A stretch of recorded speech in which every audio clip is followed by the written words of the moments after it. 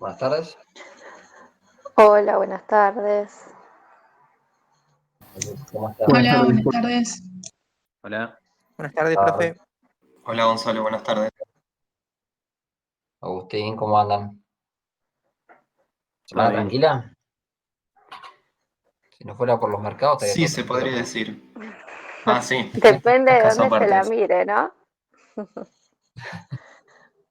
Por favor, qué desastre es esto. Sí. Así que bueno, nosotros la clase pasada terminamos de ver costos. Hoy nos tocaría ver, empezar a ver tasa de interés. No vamos a terminar hoy, pero vamos a andar por ahí cerca. Antes me quería fijar una cosita. A ver acá. Entonces,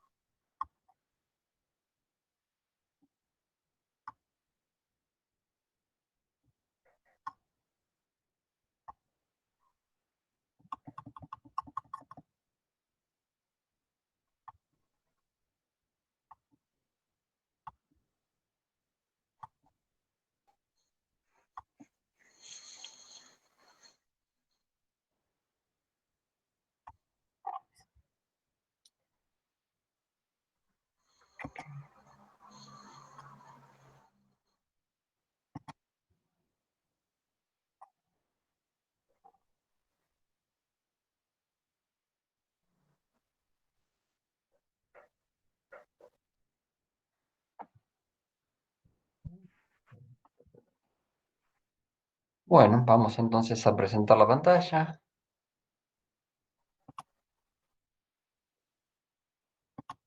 Toda mi pantalla. Ahora debería ser este de la punta.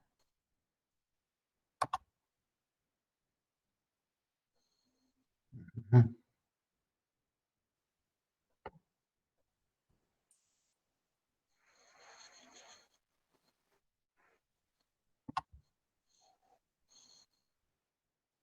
¿Se ve ahí la pantalla? Sí, se ve. Perfecto. Bueno, como hemos visto macroeconomía, como ya hemos visto costos, tasa de interés ahora nos va a empezar a allanar el camino para hacer evaluaciones de proyectos. Pero para estas evaluaciones de proyectos, que no implica hacer un proyecto grande, un proyecto de una empresa nueva, puede ser una pyme, un taxi, cualquier cosa, que se complementa con el trabajito de costo que ustedes están haciendo ahora, es determinar si el proyecto que vamos a encarar, ya sea personal o para una empresa terminada, un cambio de una línea de producción por algo más nuevo, que produzca más, que tenga menos scrap, o el emprendimiento que vayamos a hacer para vender horas de servicio de ingeniería, qué sé yo, cualquier cosa.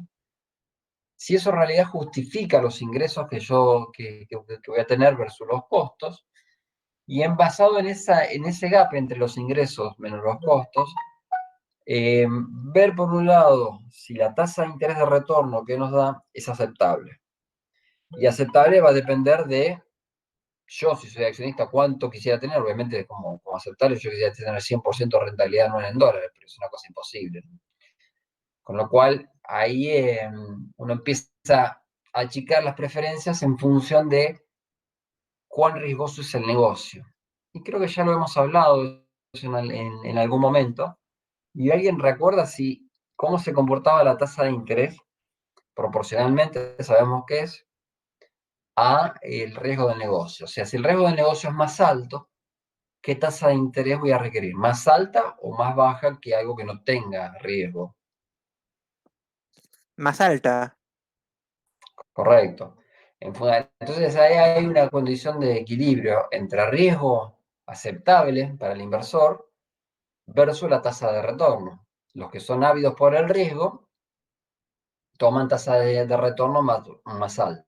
Pero claro, la posibilidad que tienen es que les vaya mal con lo cual ahí están como un poco jugando entre una tasa de interés más pasiva o más aplanada, que sería una tasa libre de riesgo, frente a una tasa que te da retorno más alto, pero el riesgo más elevado.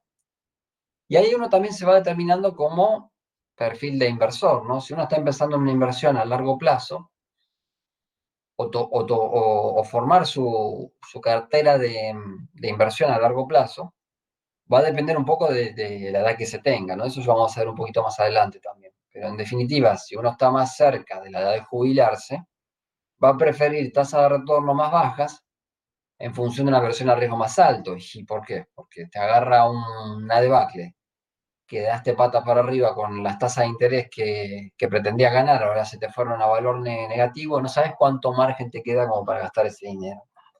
Diferente si sos más joven. Si sos más joven, obviamente tu expectativa de vida está muy por delante.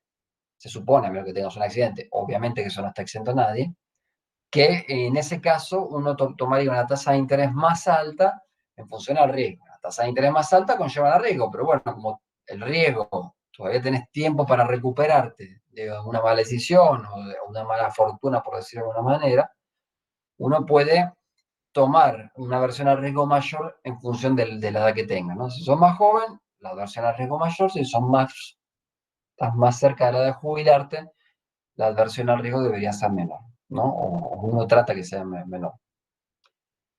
Y acá, digamos, a ver, ¿cuándo empieza todo esto la tasa de interés? En realidad la tasa de interés tiene una fecha que prácticamente antes de 2000 años antes de Cristo ya se hablaba de tasa de interés en forma de grano, ¿no? O sea, si alguien te prestaba 10 bolsas de grano para vos sembrarlo, vos al final de la cosecha le tenías que devolver 12 bolsas de grano, o 11 bolsas de grano, digamos. Con lo cual ahí implícitamente ya se está hablando de una tasa de interés, aunque no sea monetaria, sino que estaba basada en el trueque del mismo producto. Alguien te da un producto para que vos lo usufructes, o una cantidad de tierra X para que vos la usufructes. La tasa de interés que te va a cobrar es un poco la tasa de interés del accionista, que es el dueño del capital, de la tierra, o de los granos, o de lo que fuera, cosa que vos hagas el negocio.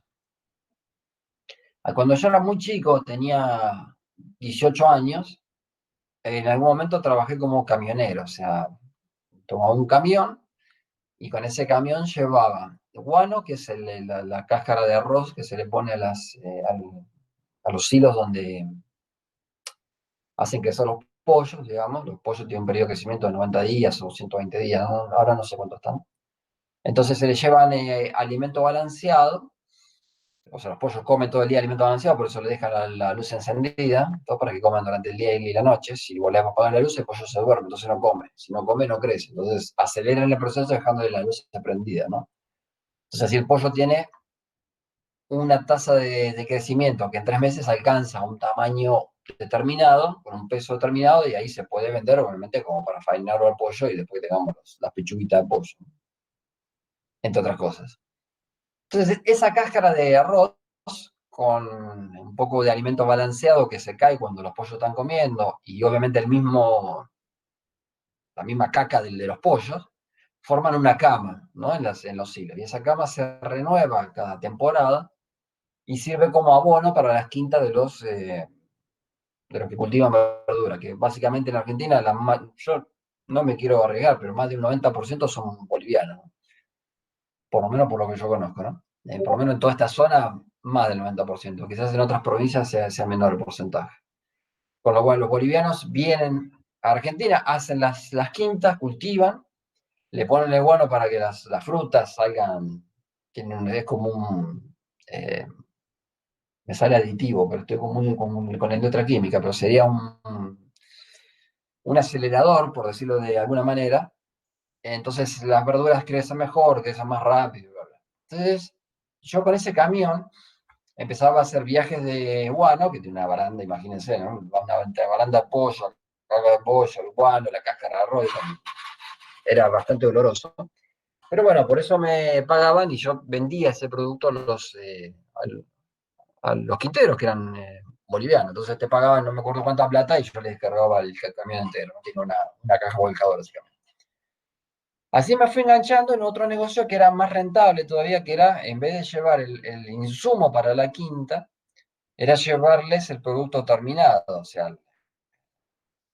el tomate que producían, la sega que producían, la lechuga y todo eso, llevarlo de la quinta que estaba acá en Cardales, casualmente, donde yo vivo ahora, pero en otro terreno, a el mercado central de Buenos Aires o el mercado que está ahí cerca de Morón o de Aedo.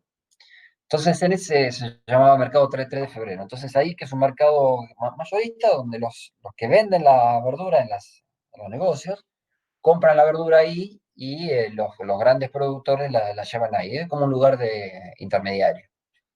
Entonces después empecé a entender cómo era el negocio, cómo funcionaba el negocio, y resulta que el terreno, el campo, eran dueños dos ingenieros agrónomos.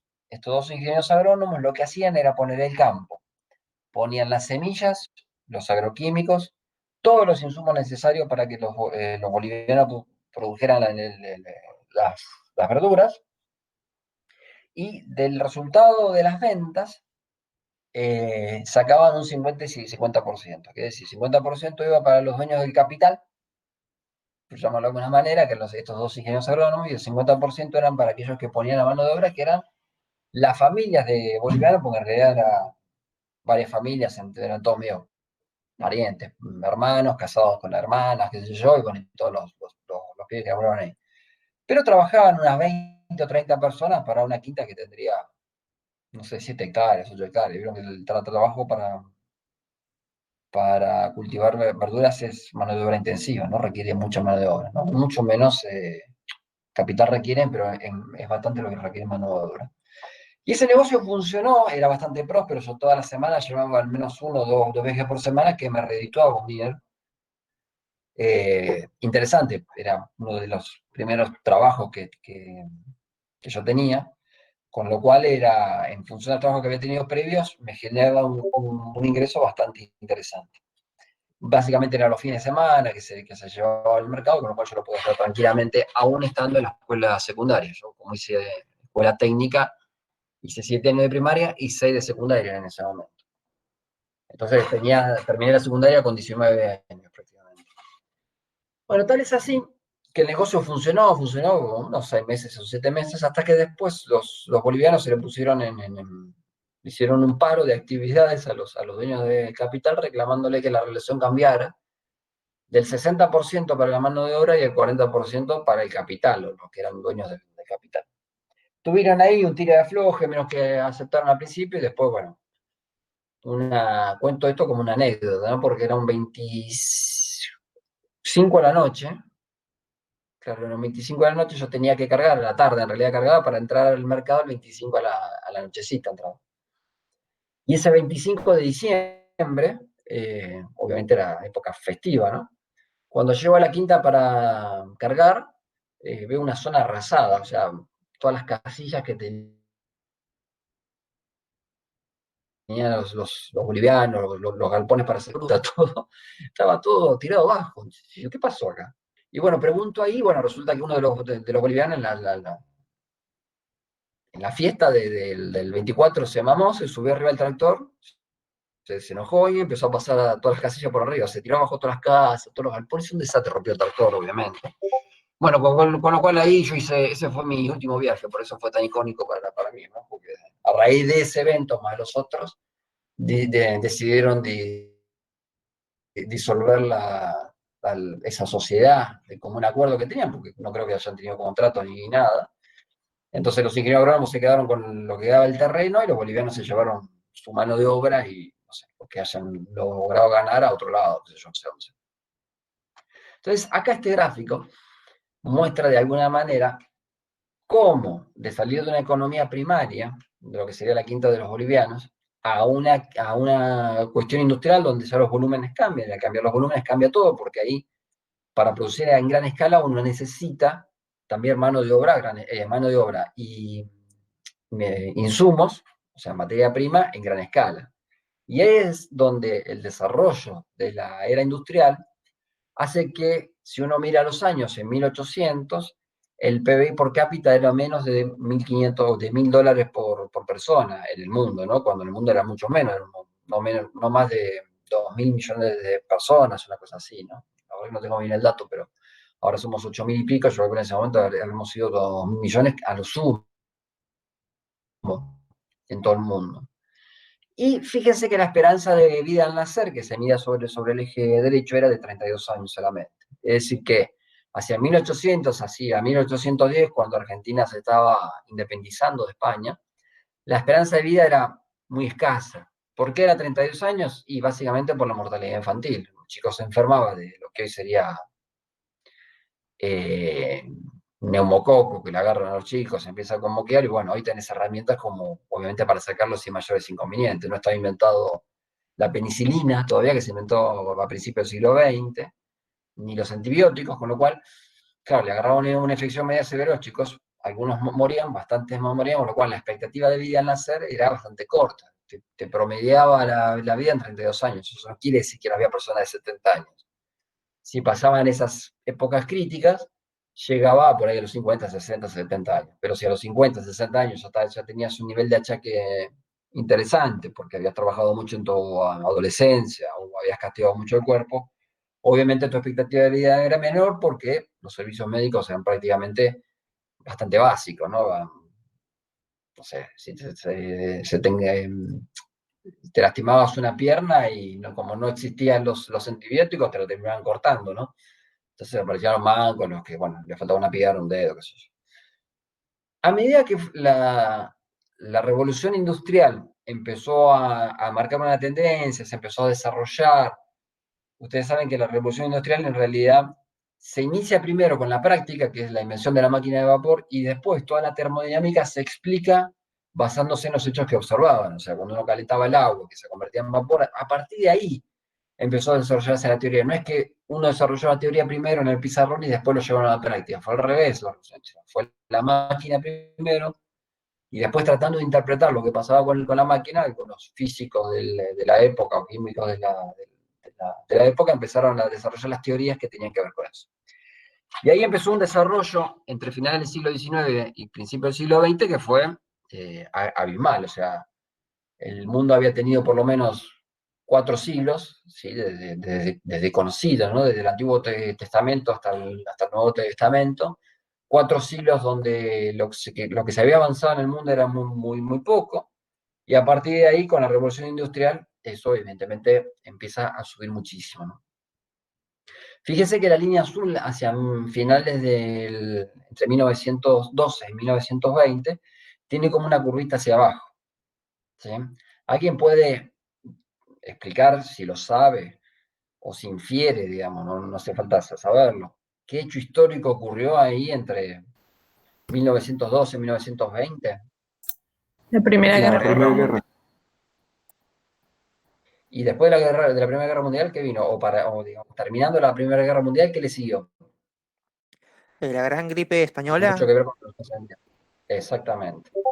La gripe española, que en realidad se conoce como española porque en realidad tuvo un foco muy importante en España, pero no fue originaria de España, sino fue originaria de Norteamérica. En Norteamérica fueron los soldados enfermos a Francia, desembarcaron en Francia para obviamente ir a luchar a la línea enemiga contra Alemania, y bueno, de Francia pasaron a España y ahí, digamos, lo que se conociera muy, muy poco, y se estima que la gripe española mató más gente, o sea, murió más gente debido a la gripe española que a los muertos en la Primera Guerra Mundial, ¿no? O sea, la gripe española se estima que se llevó entre 50 y 100 millones de personas. ¿Por qué tantos? Y bueno, a ver, había bastante desconocimiento de cómo se debía manejar un cuadro, que es básicamente una gripe como si fuera la del coronavirus.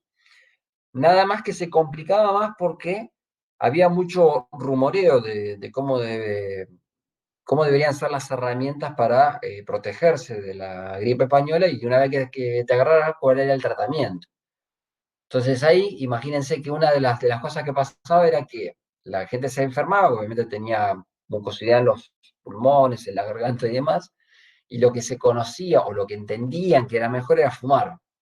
Entonces, fumando se suponía que el humo entraba en los pulmones y mataba el bicho. Claro, no sabían de las complicaciones del tabaquismo, se descubrieron recién en 1950, 1960 en realidad, ¿no?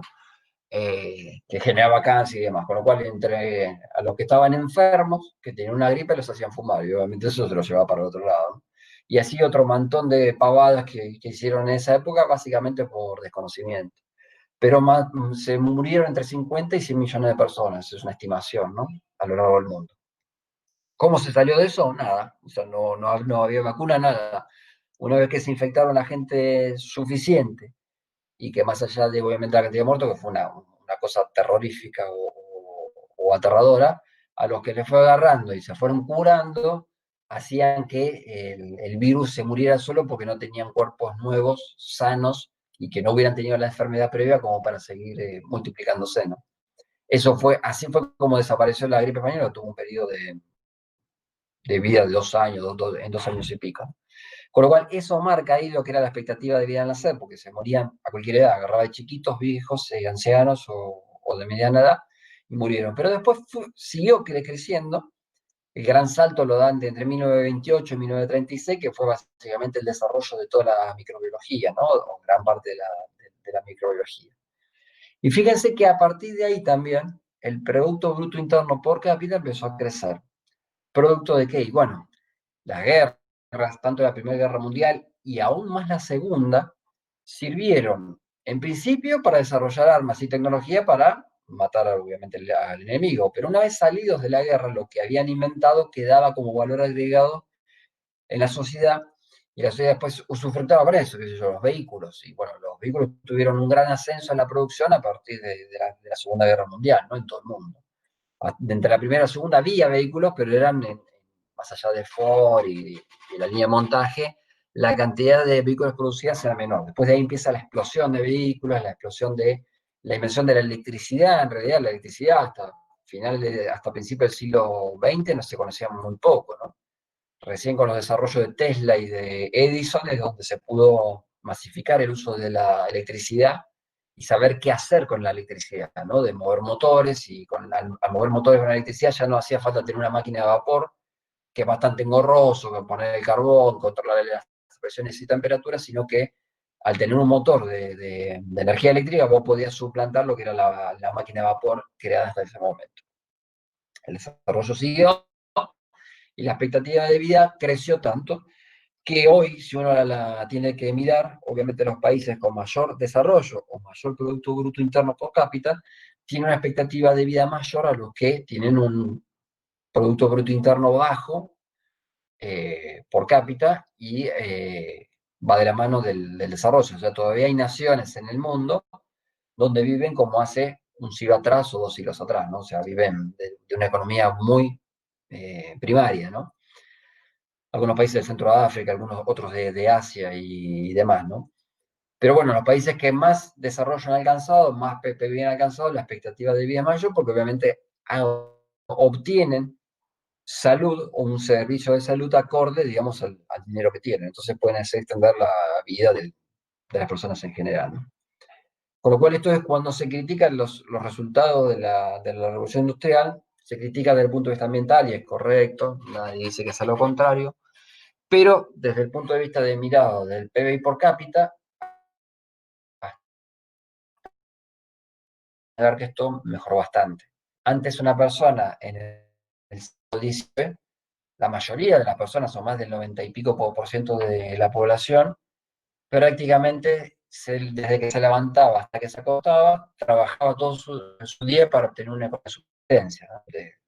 No sé, el terreno, sembrar, criar ganado, lo que fueron, netamente una economía basada en la subsistencia, no en la acumulación de capital.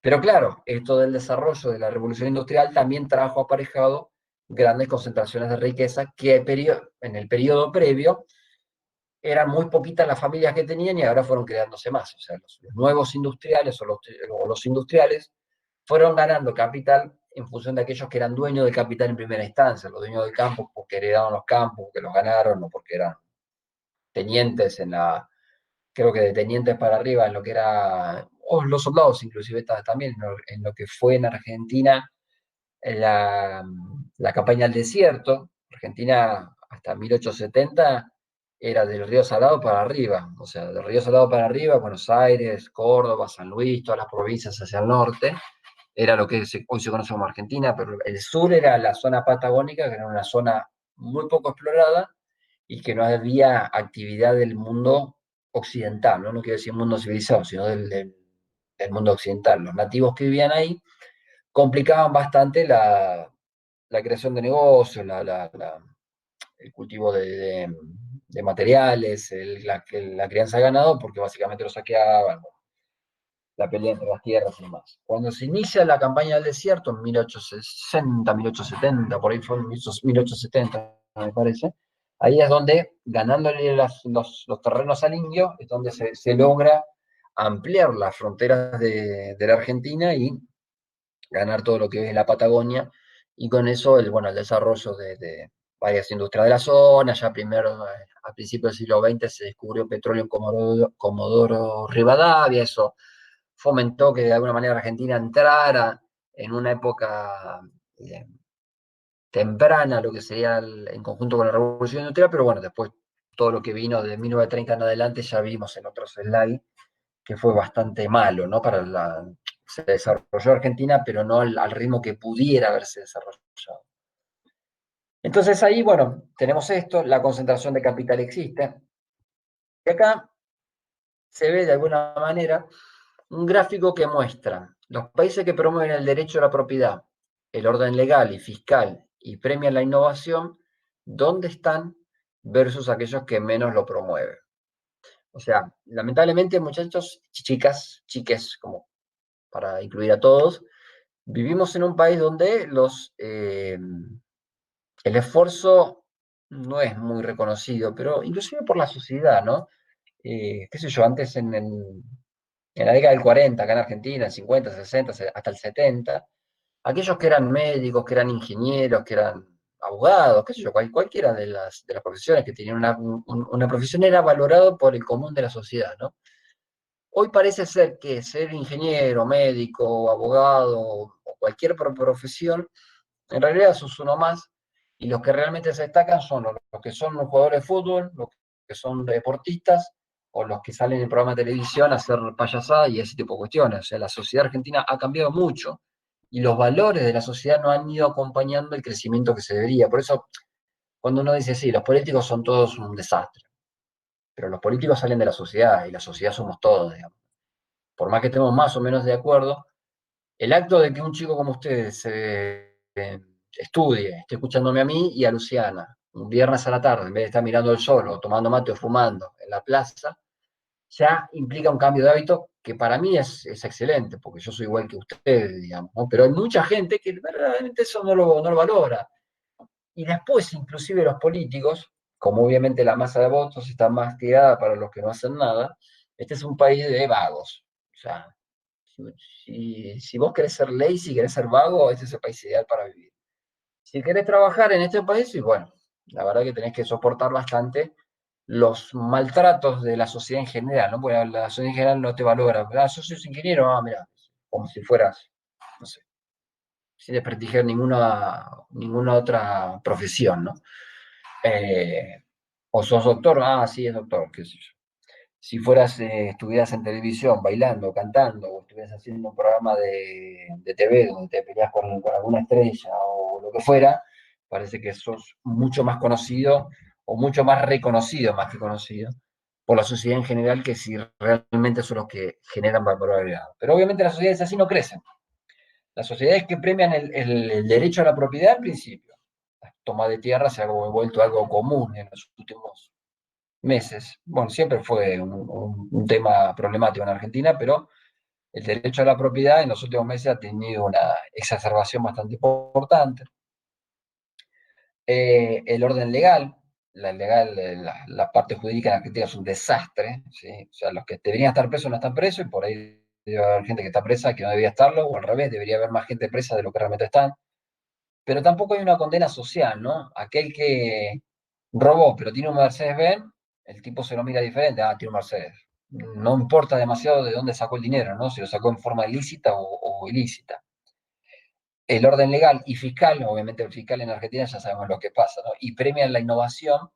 Fíjense, los países como Australia, Suiza, Noruega y Luxemburgo tienen los PBI por cápita más altos del mundo. Luxemburgo obviamente es el que más alto está. Luxemburgo es un país europeo nórdico que después de la Segunda Guerra Mundial quedó totalmente devastado, o sea, destruido, igual que Noruega, igual que Holanda y todos esos Países Bajos que estaban por ahí quedaron destruidos, ¿no? Después de la Segunda Guerra Mundial. Bueno, fíjense hoy lo que han logrado, ¿no? ¿A través de qué? El derecho a la propiedad, el orden legal y que premia la innovación. Y también hay un puntaje en el cual se mira a todos los países del mundo, en el cual dice, bueno, ¿qué libertades tenés para hacer negocios? ¿Qué facilidad tenés para hacer negocios? ¿Y qué libertades tenés para hacer negocios? Vos querés poner un negocio para hacer papas fritas o un negocio para hacer madera o para talar madera y vender como producto final la madera, o cualquier negocio que vos quieras hacer, premiando la innovación, obviamente, son los países que más se han desarrollado en Argentina, en el mundo. Fíjense, Argentina que tiene un desarrollo económico, si uno lo mira de un puntaje de 20 a 100, es de los que menos, digamos, premio, o está en la mitad, ¿no? De libertades económicas tenés. El extremo de un país, lo que sería un 30 y pico, y sería lo que sería vivir hoy en Corea del Norte, ¿sí? O lo que sería vivir en China hasta cierto punto, en algunos lugares de China, ¿no? Y de otro lado, los países totalmente liberales en cuanto a lo que se dice arriba. Eso no quiere ser liberal desde el punto de vista económico, sino liberal en todo sentido, desde el punto de vista del derecho a propiedad, del orden legal y fiscal, y que premien la innovación, ¿no? Obviamente Argentina tiene un PBI por cápita de menos de $10.000 por persona, que es relativamente bajo. Hay países que están mucho más bajos que nosotros, pero son países africanos, países que no han logrado un desarrollo como el que Argentina pudiera haber logrado. Pero bueno, vamos en definitiva ahora a las definiciones de capital. Y capital es una forma de riqueza que puede ser en forma de dinero líquido, dólares, euros o lo que fuera, o de propiedad, el terreno. ¿Se acuerdan el ejemplo que yo les daba de los ingenieros agrónomos que tenían un campo acá en Cardales? Que pueden utilizarse para producir más riqueza. Entonces, en definitiva, yo soy dueño del capital porque tengo tierras o tengo dinero.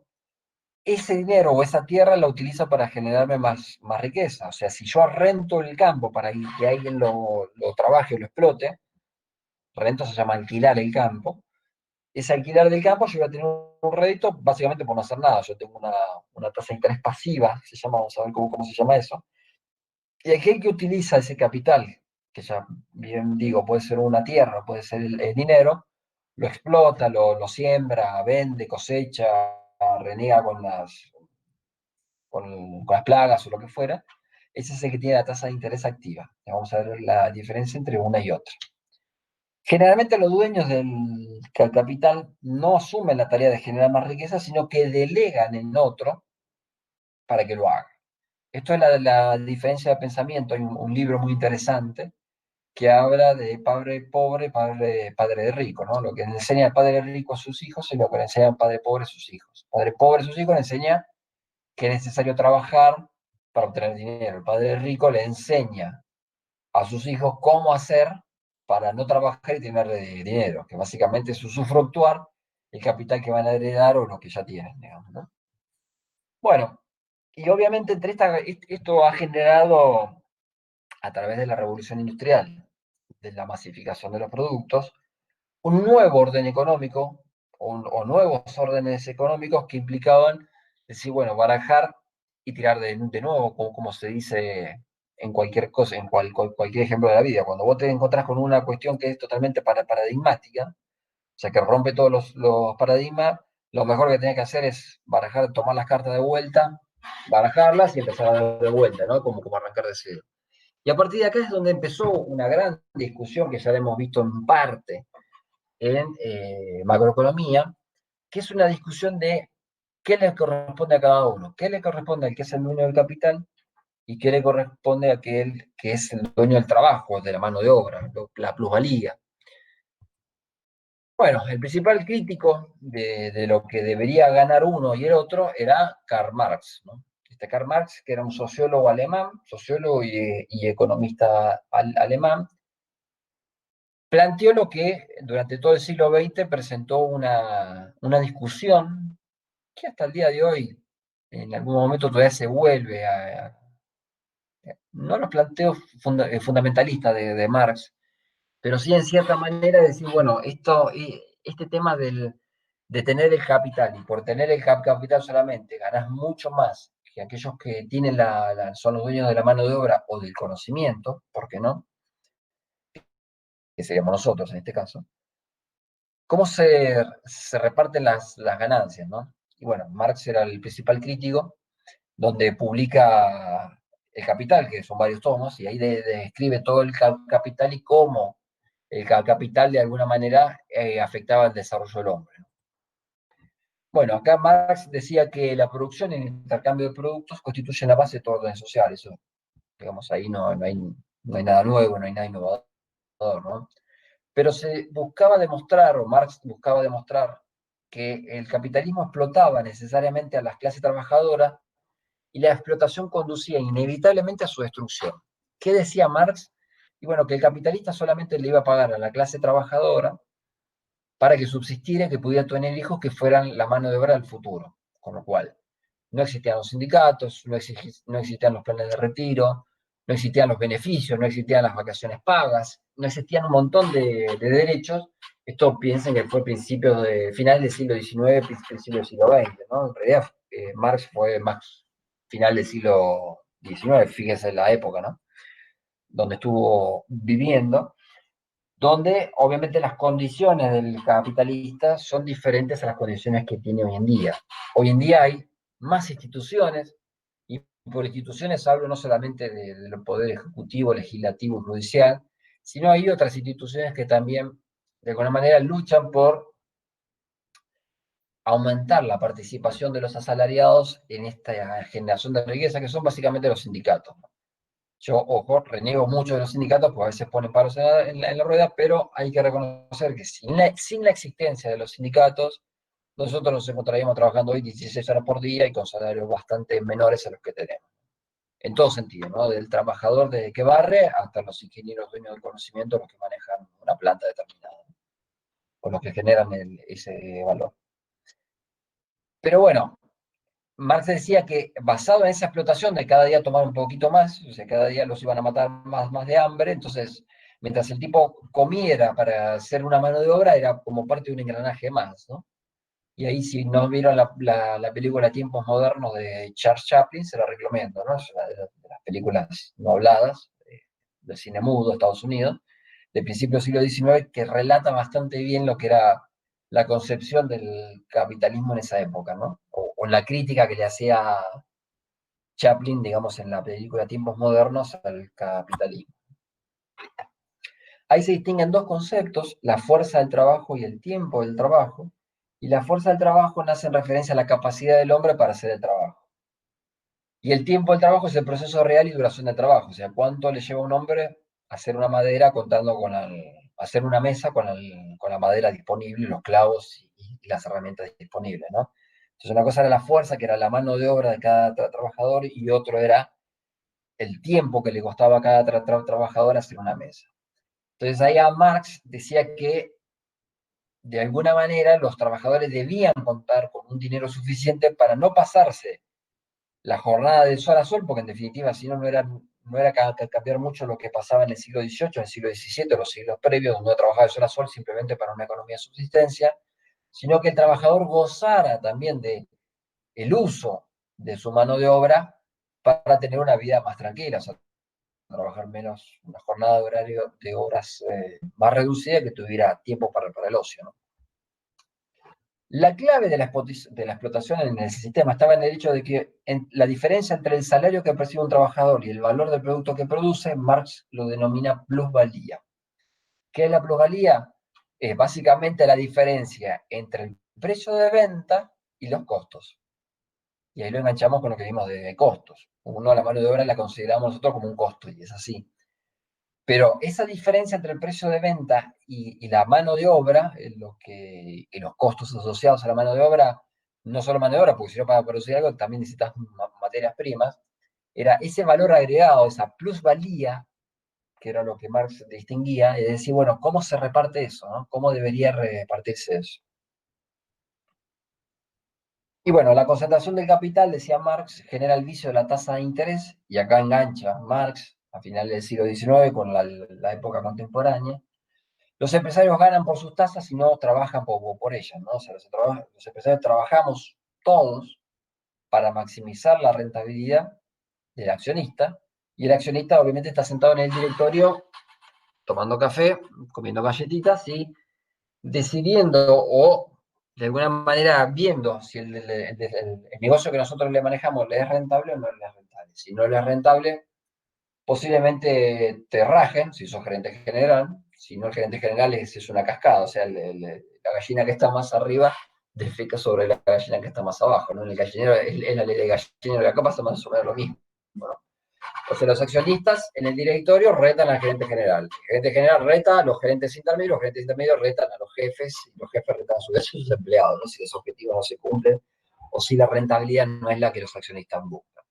Pero en definitiva, el sistema capitalista es así, busca maximizar la tasa de rentabilidad o esa tasa de la plusvalía entre el precio de venta y los costos sea lo mayor posible para que el accionista se lleve lo máximo posible.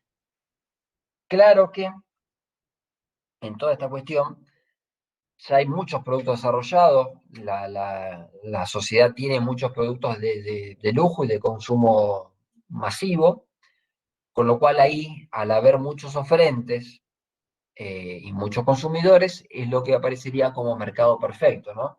El mercado perfecto está asignado por un montón de oferentes y un montón de compradores, con lo cual ahí está libre lo que es la teoría de oferta y demanda. Si hay mucha oferta y poca demanda, el precio debería bajar. Si hay mucha demanda y poca oferta, el precio debería subir. Y ese equilibrio natural, que es lo que los liberales siempre mantuvieron como leitmotiv, era lo que de alguna manera regulaba la economía y regulaba de alguna manera esta plusvalía, ¿no? Si yo quiero vender un producto más caro porque quiero obtener una rentabilidad mayor y el producto no me lo compran porque es caro, obviamente el P por Q va a ser menor y yo me voy a estar obligado para vender, bajar los precios, desde el punto de vista de la economía liberal. Otro que entró, digamos, entre medio, entre lo que serían los liberales, basándose en la teoría de la oferta y la demanda, con Adam Smith a la cabeza con su libro La riqueza de las naciones de 1700 y pico, y Marx del otro extremo, estaba quizás en el medio, lo que ya lo hemos mencionado, que era John Maynard Keynes, donde en realidad entre 1883 y 1946, que fue su vida, Keynes en definitiva también, o sea, vio lo que pasaba en la economía después del crack de Wall Street de 1929, y a partir de ahí crea su formulación, o sea, el libro de Keynes, que lo hace famoso en definitiva, lo editó en 1936, o sea, donde ya el mundo estaba saliendo de la crisis de Wall Street que había golpeado todos los mercados en el mundo, y estaban, bueno, iniciándose algunos regímenes socialistas totalitaristas, por decir la Alemania nazi, la Italia de Mussolini, la España de Franco, y por otro lado, bueno, tenías el capitalismo extremo, lo que era Estados Unidos, Inglaterra y algunos otros países, y por el otro lado tenías los países que después de la revolución bolchevique en 1917, donde sacaron a los zares, se había impuesto como una forma de comunismo siguiendo, o los primeros que siguieron, digamos, lo que Marx decía, ¿no? Esta cuestión de cómo repartir la plusvalía entre los dueños del capital y los trabajadores, ¿no? Bueno, Keynes defendía que decía que la inversión estaba determinada por la tasa de interés, nunca vuelve a mencionar la tasa de interés, y la eficacia marginal del capital, es decir, la tasa de rendimiento, o lo que nosotros vimos cuando vimos costos, productividad marginal de las nuevas inversiones. A mayor productividad marginal, más inversiones sobre ese producto se van a hacer o sobre ese servicio, con lo cual más capital se va a derivar ahí, ¿no? La eficacia marginal del capital, decía Keynes, depende de las expectativas ante los beneficios futuros y el precio de oferta de los activos de capital. Y esto, si bien parece un trabalengua, tiene lógica desde el siguiente sentido. Una empresa, cuando uno la va a comprar hoy, Si uno quiere comprar, no sé, vayamos a comprar Siderca, que está en una para, ni siquiera Tenaya, vamos a comprar Siderca. Nos sentamos frente a Pablo Roque y decimos, yo te quiero comprar la Sería. Entonces, la Sería de acá de Campana vale por lo que tiene, por los terrenos, por la maquinaria, por la mano de obra que tiene, que lo deja de ser un valor, o vale por los ingresos futuros esperados. Y ahí dejo abierta la pregunta para que algunos se enganchen on y la contesten.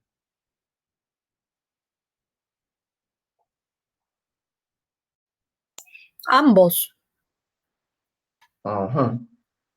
Bien. porque en realidad si uno está Em, tratando de comprar una empresa es porque espera obtener una rentabilidad con su producción. Correcto.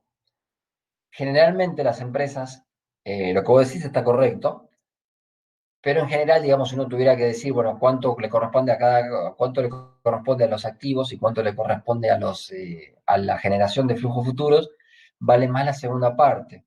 Porque podés tener una empresa para generar tubo de acero que tiene maquinaria y demás, tiene la trefiladora en frío, los moscadores, qué sé yo, no sé, no conozco si Dercan dentro, pero me imagino lo que tienen, ¿no?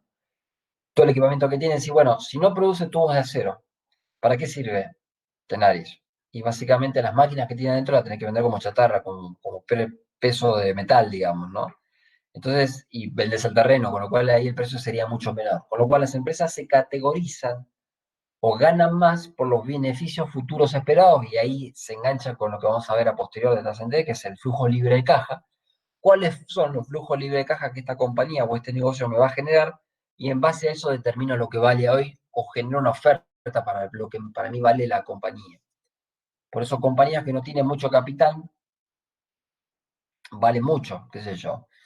¿Por qué vale tanto Mercado Libre? Sí, Mercado Libre tiene una estructura, sí, es una estructura, tiene software, tiene gente trabajando, pero en cuanto a infraestructura no tiene mucho de infraestructura. Con lo cual, si uno compara la infraestructura del Mercado Libre solamente por la infraestructura que tiene, no vale nada. Sin embargo, si uno considera los flujos futuros esperados, eso es porque Marcelo Galparín, creo que se llama, el dueño de Mercado Libre, es multimillonario acá en Argentina, ¿no? Y así sucesivamente con la mayoría de los negocios. Uno cuando compra una compañía, cuando compra un negocio, debe de fijarse en los flujos esperados de dinero y con el base basado en los flujos esperados de dinero y la tasa de rendimiento que me va a dar, donde ahí estoy mirando de alguna manera la eficacia marginal del capital, que es lo que decía Keynes acá, es donde uno decide si apuesta a ese negocio o no apuesta a ese negocio, ¿no? Basando en las condiciones de riesgo que tenga de prosperar o de irse a la bancarrota ese negocio determinado. La tasa de interés la definía como una recompensa entre el sacrificio de la liquidez, y eso depende de las preferencias por la liquidez. ¿Qué pasa? Cuando uno habla de liquidez, habla de tener el dinero en el bolsillo. Es como decir el dicho, vale más un pájaro en la mano que 100 volando. Y acá es básicamente lo mismo, vale más un dólar en el bolsillo que un dólar en el mercado determinado. ¿Por qué? Porque yo con el dólar en el bolsillo tengo la posibilidad de decidir a dónde lo pongo, si lo gasto para consumir o si lo invierto para generar otro dólar más. Entonces, pero yo tengo la capacidad de elección. Obviamente, si la liquidez es mayor, donde yo, no sé, compré acciones de una compañía determinada y esa compañía de acciones determinada mañana las vendo y voy a tener otra vez el dinero, ahí estoy premiando la liquidez. Diferente es una compañía donde yo la compro y después no se la puedo vender a nadie a las acciones, digamos, porque no la quiere nadie. Entonces ahí la liquidez es mayor, o sea, tenés como más tiempo inmovilizado. Y es lo que pasaría con el mismo concepto que tienen los plazos fijos. O sea, a mayor tiempo de plazo fijo, las tasas de interés que te ofrecen es un poquito mayor que mientras menor sea el plazo. Si vos hagas un plazo fijo a 180 días, donde tenés inmovilizado el dinero por 180 días, la tasa de interés que te reconoce el banco es un poquito mayor a la tasa de interés que te reconoce por el mismo plazo fijo, el mismo monto, nada más que a 30 días. La liquidez sería durante 30 días en un caso y la liquidez en el otro caso sería durante 180 días. Entonces ahí decía Keynes que había una relación entre la tasa de interés y la preferencia por la liquidez. Mayor liquidez implicaba tasa de interés cero, porque tener el dólar en el bolsillo no te genera nada, además perdés dinero de tenerlo en el bolsillo abajo. Lo que decíamos en macroeconomía, entonces guardar los dólares abajo del colchón no te genera nada, además perdés un 4%, 3% anual. que es la pérdida de poder adquisitivo del dólar por la inflación que tiene Estados Unidos, ¿no? Ni hablar si tenés pesos, obviamente, ¿no? Guardados en el colchón. Pero en función de esto es decir, bueno, lo inmovilizás ese dinero en un negocio determinado y ese negocio determinado te va a generar retornos.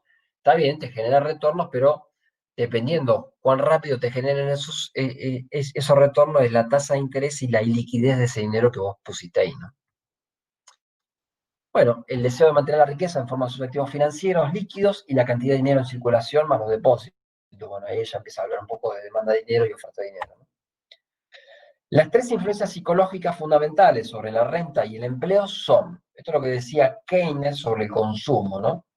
La propensión al consumo, el deseo de activos líquidos y la tasa de beneficio esperado por las nuevas inversiones. Por lo cual acá relacionaba consumo, no se metía todavía con lo del gasto público, sino que decía básicamente el consumo y la inversión están íntimamente relacionados. Si yo quiero invertir, la propensión marginal del capital, o sea, la productividad marginal del capital que estoy poniendo debería ser alta para que yo ponga ese dinero ahí en inversión y no lo consuma o no me lo guarde. Entonces ahí estaba la relación inversa entre la liquidez y el poner el dinero a trabajar en una actividad determinada. Y era lo que decía que daba espacio para las nuevas inversiones, ¿no? O sea, el ahorro de la gente que no sabía qué hacer con su dinero volvía, primera filmina o segunda filmina de macroeconomía, el ahorro volvía en forma de inversión a la economía, ¿no? Buscando tasas de interés mayores. Y bueno, la frase o la tesis fundamental de Keynes decía que el sistema librado, el sistema de mercado libre o de laissez-faire, que es en francés déjalo ser, ¿no? O let it be en inglés, había quedado anticuado para la época y que el Estado debería intervenir activamente para fomentar el empleo, forzando la tasa de interés a la baja, también estimulando la inversión y redistribuyendo la renta con el objetivo de aumentar los gastos de consumo. ¿Qué quiere decir esto? Este es un tibio, no porque sus ideas hayan sido tibias, sino porque no era tan fundamentalista como lo era Marx o tan fundamentalista como lo era Adam Smith, ¿no? Apareció un poco como irrumpió en el medio de los dos, ¿no? Para decir, bueno, el Estado tiene que promover o tiene que manejar la tasa de interés, y ya lo vimos con oferta de dinero, cómo puede hacer el Estado para manejar la tasa de interés. ¿Se acuerdan a través de la oferta de dinero? Aumentaba la tasa de descuentos, o la tasa de encaje y demás, y mantenía la oferta de dinero, o bajaba la oferta de dinero, y con eso regulaba de alguna manera la tasa de interés, ¿no? Entonces, a partir de ahí, era donde Keynes decía que el Estado debería fomentar la tasa de interés a la baja, ¿para qué? Para aumentar el consumo y aumentar la inversión. Porque si la inversión tiene una tasa de interés para endeudarse baja, que sería lo relacionado con el consumo, no se endeuda, pero a baja tasa de interés, ese consumo de alguna manera va a demandar más cantidad de productos, y esa más cantidad de productos vos la vas a poder abastecer porque como ser la tasa de interés para entrar en un proyecto determinado va a depender de la productividad marginal, y aún si la productividad marginal no es tan buena, pero la tasa de endeudamiento es baja, los proyectos de inversión se van finalmente a desarrollar. ¿Y con esto qué quiero decir? Que si vos sabés que tu proyecto te da una tasa de rentabilidad del 10% anual en dólares, pero la tasa de interés con la cual vos te endeudás está al 5%, ese gap entre el endeudamiento y la tasa de interés concreta que te da el proyecto, te da intenciones para hacer el negocio. Con lo cual, ahí de alguna manera era donde Keynes marcaba la cancha de dónde debería intervenir el Estado. Pero parte de las ideas de Keynes, no, recordemos que Keynes se murió en 1946, hace un poco más de 80 años, ¿no? Cuando se muere en 1946, todavía no había pasado o no vivió la época moderna o la época postmoderna, ¿no? Desde que murió Keynes ahora pasaron bastante más cosas, ¿no? Donde se ha observado una concentración de capital en manos de unos pocos, donde todo este desarrollo de la bicicleta financiera, lo que vimos, lo que pasó acá en el país, sin ir mucho más lejos, con la tasa de las LEVAC, las LELIC, y todas esas cuestiones que generaban tasas de retorno muy altas, pero no por producir, sino básicamente por una bicicleta financiera para financiar un Estado que estaba quebrado ya en la época de Macri, ¿no? Entonces generaba tasa de interés muy alta, esa tasa de interés muy alta hacía que la avidez de los capitales golondrinas venían acá solamente a buscar esa tasa de interés muy elevada en corto plazo y después llevarse el dinero de vuelta, ¿no? Que son esas cuestiones que todavía el mercado, ni el libre mercado, ni el mercado controlado han sabido controlar o han sabido desarrollar. O sea, ¿cuál es el punto de equilibrio para esa cosa? Por lo menos acá en Argentina es donde más claro está el ejemplo que no se ha sabido controlar, ¿no? Pero él hablaba de redistribuir la renta con el objeto de aumentar los gastos de consumo. Él decía, vos tenés que dar más salario a los trabajadores en función de que los trabajadores salgan a consumir y en función de que salgan a consumir vos tenés más propensión para hacer más inversiones y así la economía va creciendo. Pero esta cuestión de redistribuir la renta no es algo que había inventado Keynes, simplemente lo que Keynes lo que hizo fue observar un desarrollo que ya se había dado en la década del 30, cuando Estados Unidos intenta salir de la crisis aumentando el gasto público, fomentando el empleo, bla, bla, bla, y él lo teoriza y arma su libro en 1936, ¿no? Con lo cual, si uno quiere culpar a Keynes de lo que hicieron las economías desarrolladas hoy en día para salir de la crisis de 1929 y todo lo que hicieron a posterior, en realidad Keynes no fue culpable, en realidad ya la práctica ya estaba implementada, y lo que Keynes hizo fue teorizarlo y llevarlo a un libro, ¿no? Que fue un libro bestseller mundial, ¿no? Porque explicaba bastante bien eso, ¿no? No hay hoy teorías que se ajusten completamente a la realidad actual. O sea, yo dije, Keynes murió en 1946. De un lado tenemos a Marx, de otro lado teníamos a Adam Smith. Keynes estaba en un medio. Pero de 1946 ahora las cosas han cambiado radicalmente, han cambiado mucho, por más que uno el mundo lo vea básicamente igual. Hay casas, hay autos, hay industrias, pero hay cosas que han cambiado que Keynes no las vio. Que los modelos económicos previos no lidiaban con la distribución generada por las tecnologías digitales emergentes. O sea, hoy la digitalización de la economía es un hecho. El tema es qué se hace con esta digitalización de la economía, ¿no?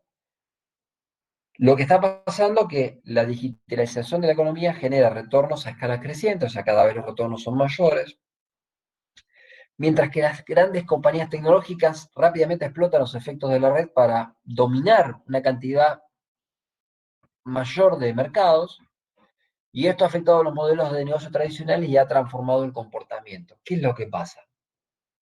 Hoy se sabe que todo aquel que tenga un blog en Facebook o en Instagram o cualquier cosa de esas, fíjense que simplemente por el hecho de navegar en Internet, ¿no? O sea, vos navegaste en Internet y buscaste para comprar, no sé, un par de zapatos, la próxima vez que te metes en Internet ya te están bombardeando. O sea, oferta de zapatos a 50% off, oferta de cosas a 50%, de 30% off.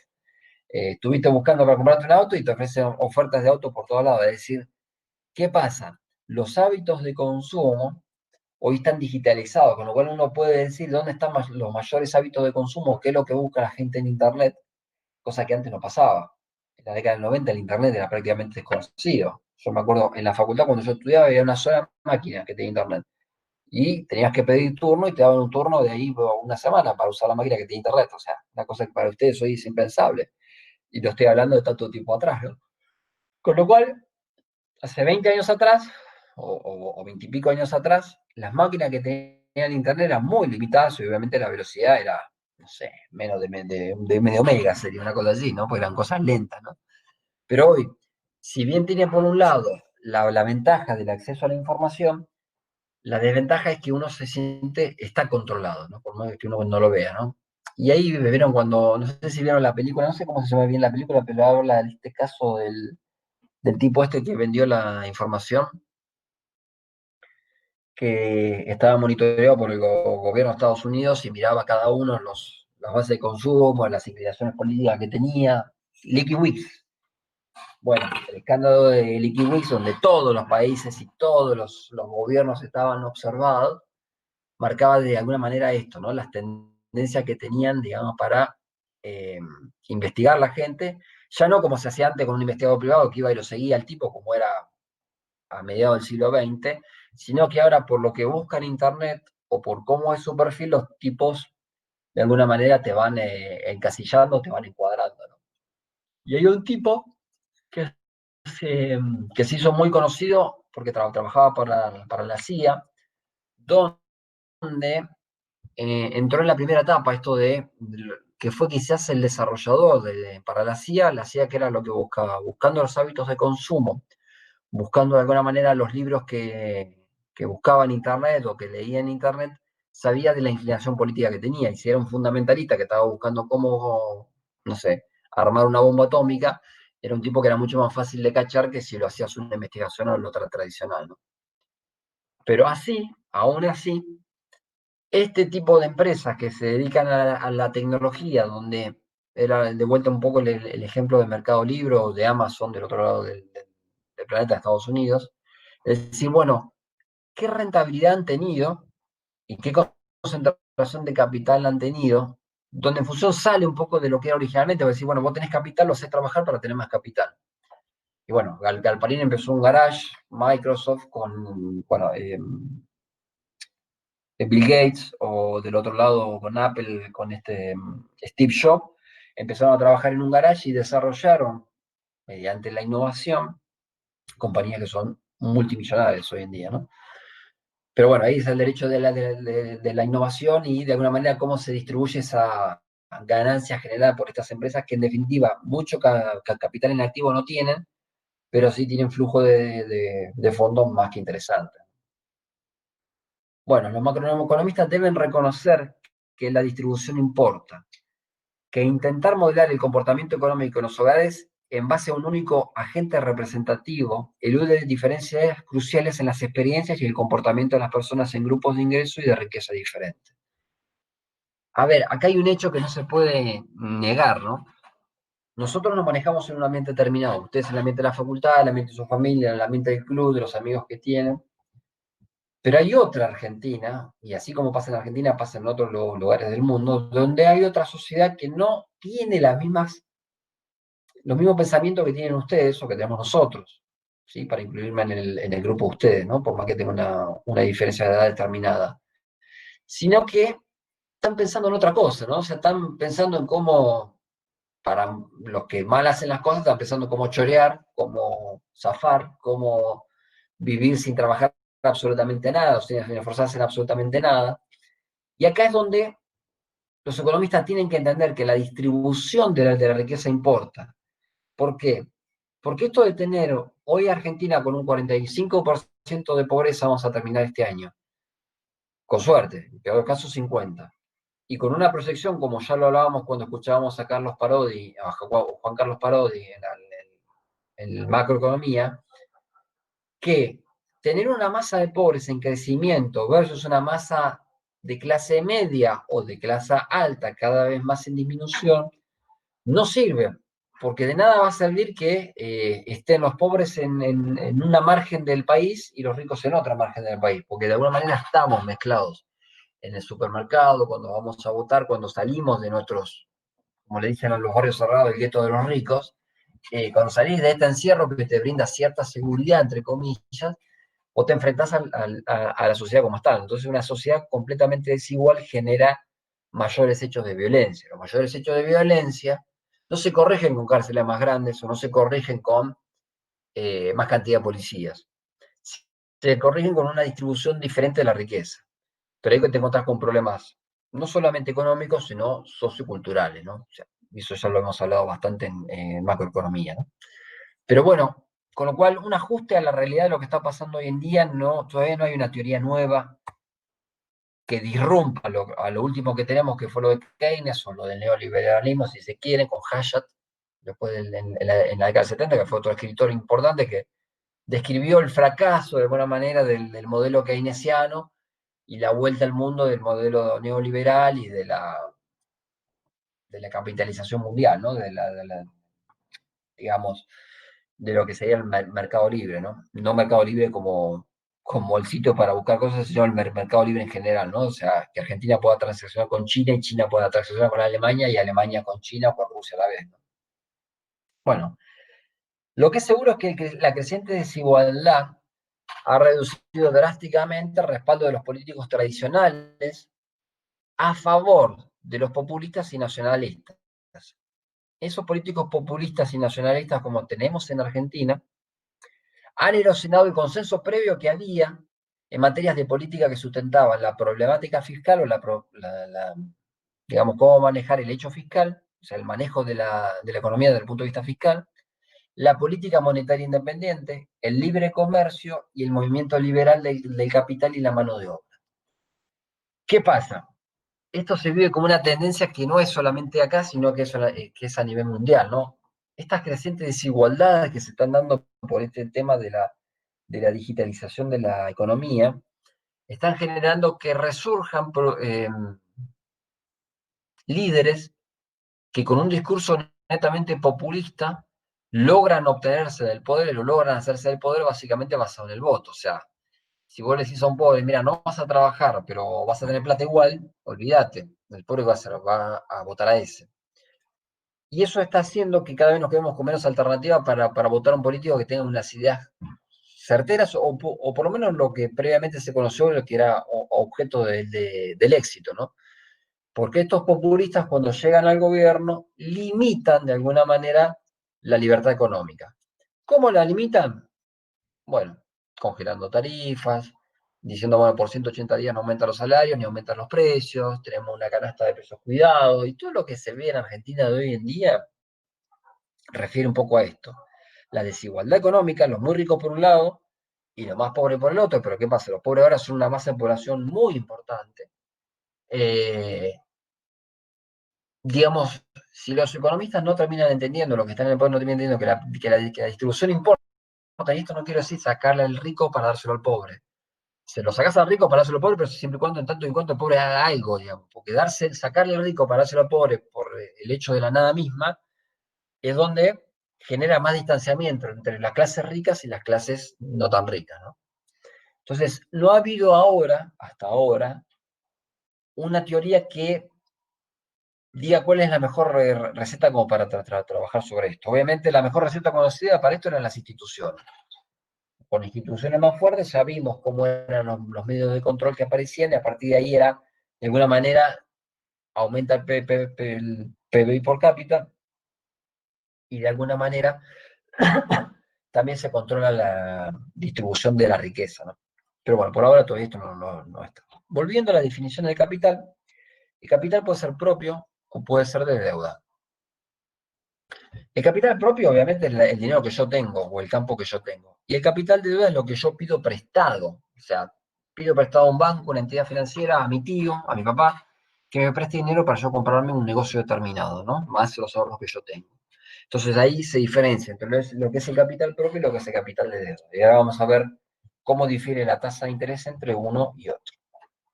Y bueno, la tasa de interés es el porcentaje que está invertido en un capital en una unidad de tiempo. Uno no mira la tasa de interés, sino mira el tiempo. No es lo mismo decir 10% de tasa nominal anual que decir 10% de tasa total anual.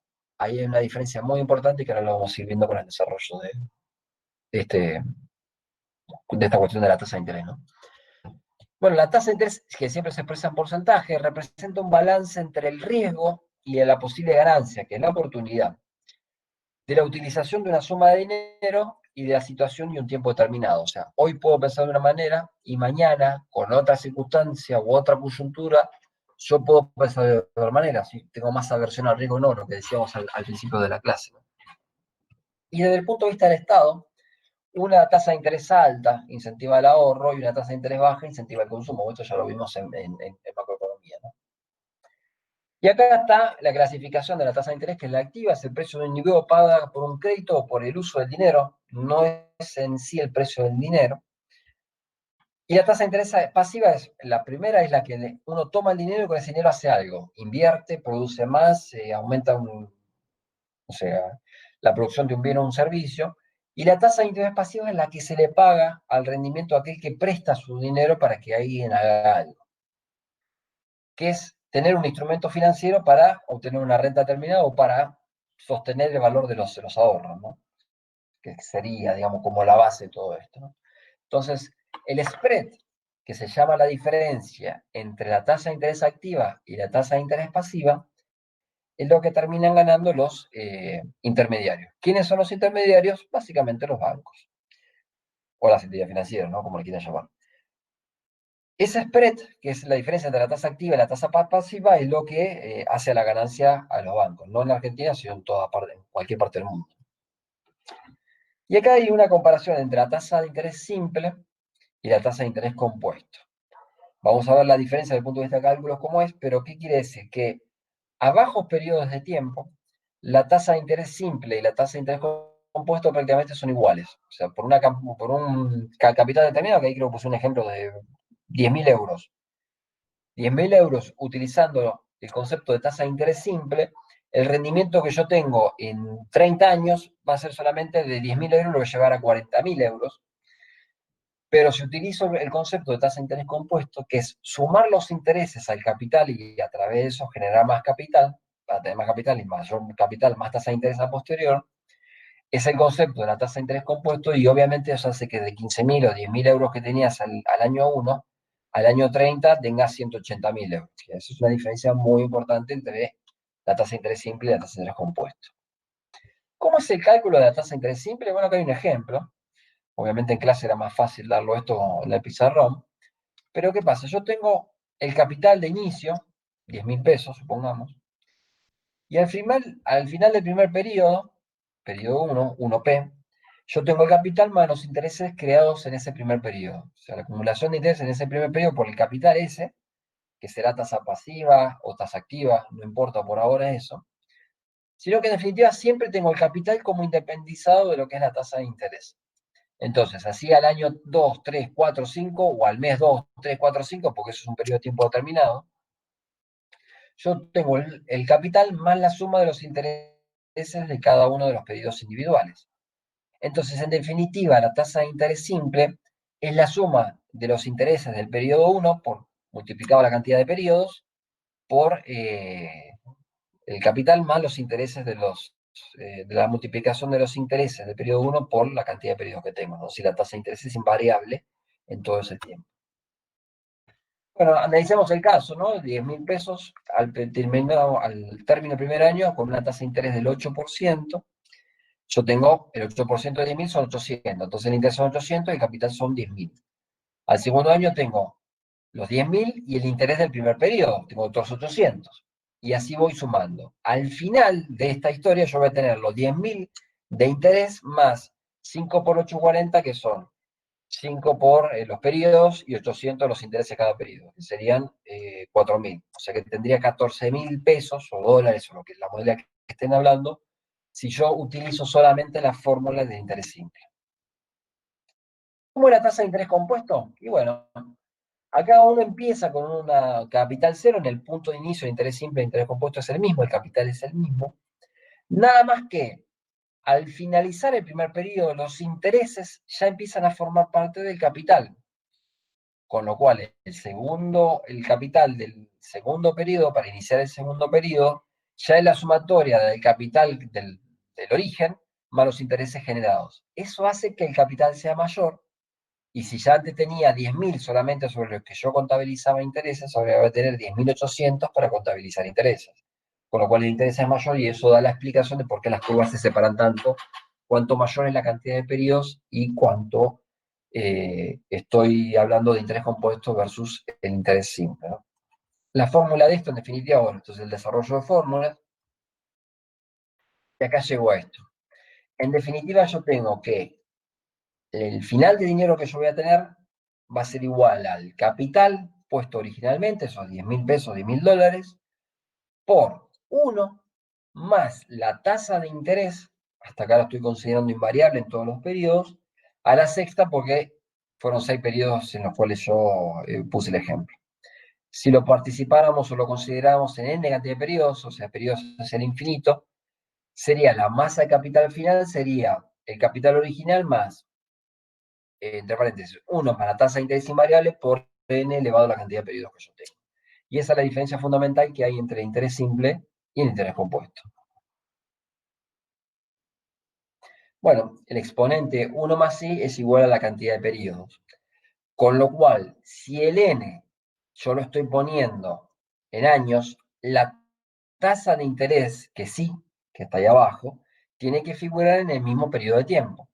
Si yo le digo, bueno, esto te rinde una tasa de interés mensual del 1%. Bueno, ok, pero los periodos se dan de compatibilización de los intereses sumados al capital cada año. Vos tenés que sumar los intereses individuales por 12 y después incorporarlos al capital en un periodo que sería el n igual a 1, pero la tasa de interés es 1 mensual, con lo cual deberías hacer 1 más 1 dividido 12 por los 12 meses del año elevado a 1 que sería el año. Hasta acá, ¿qué dudas tienen?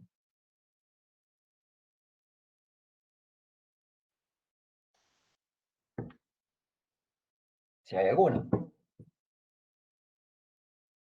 ¿Cuál sería la lógica de buscar un interés simple?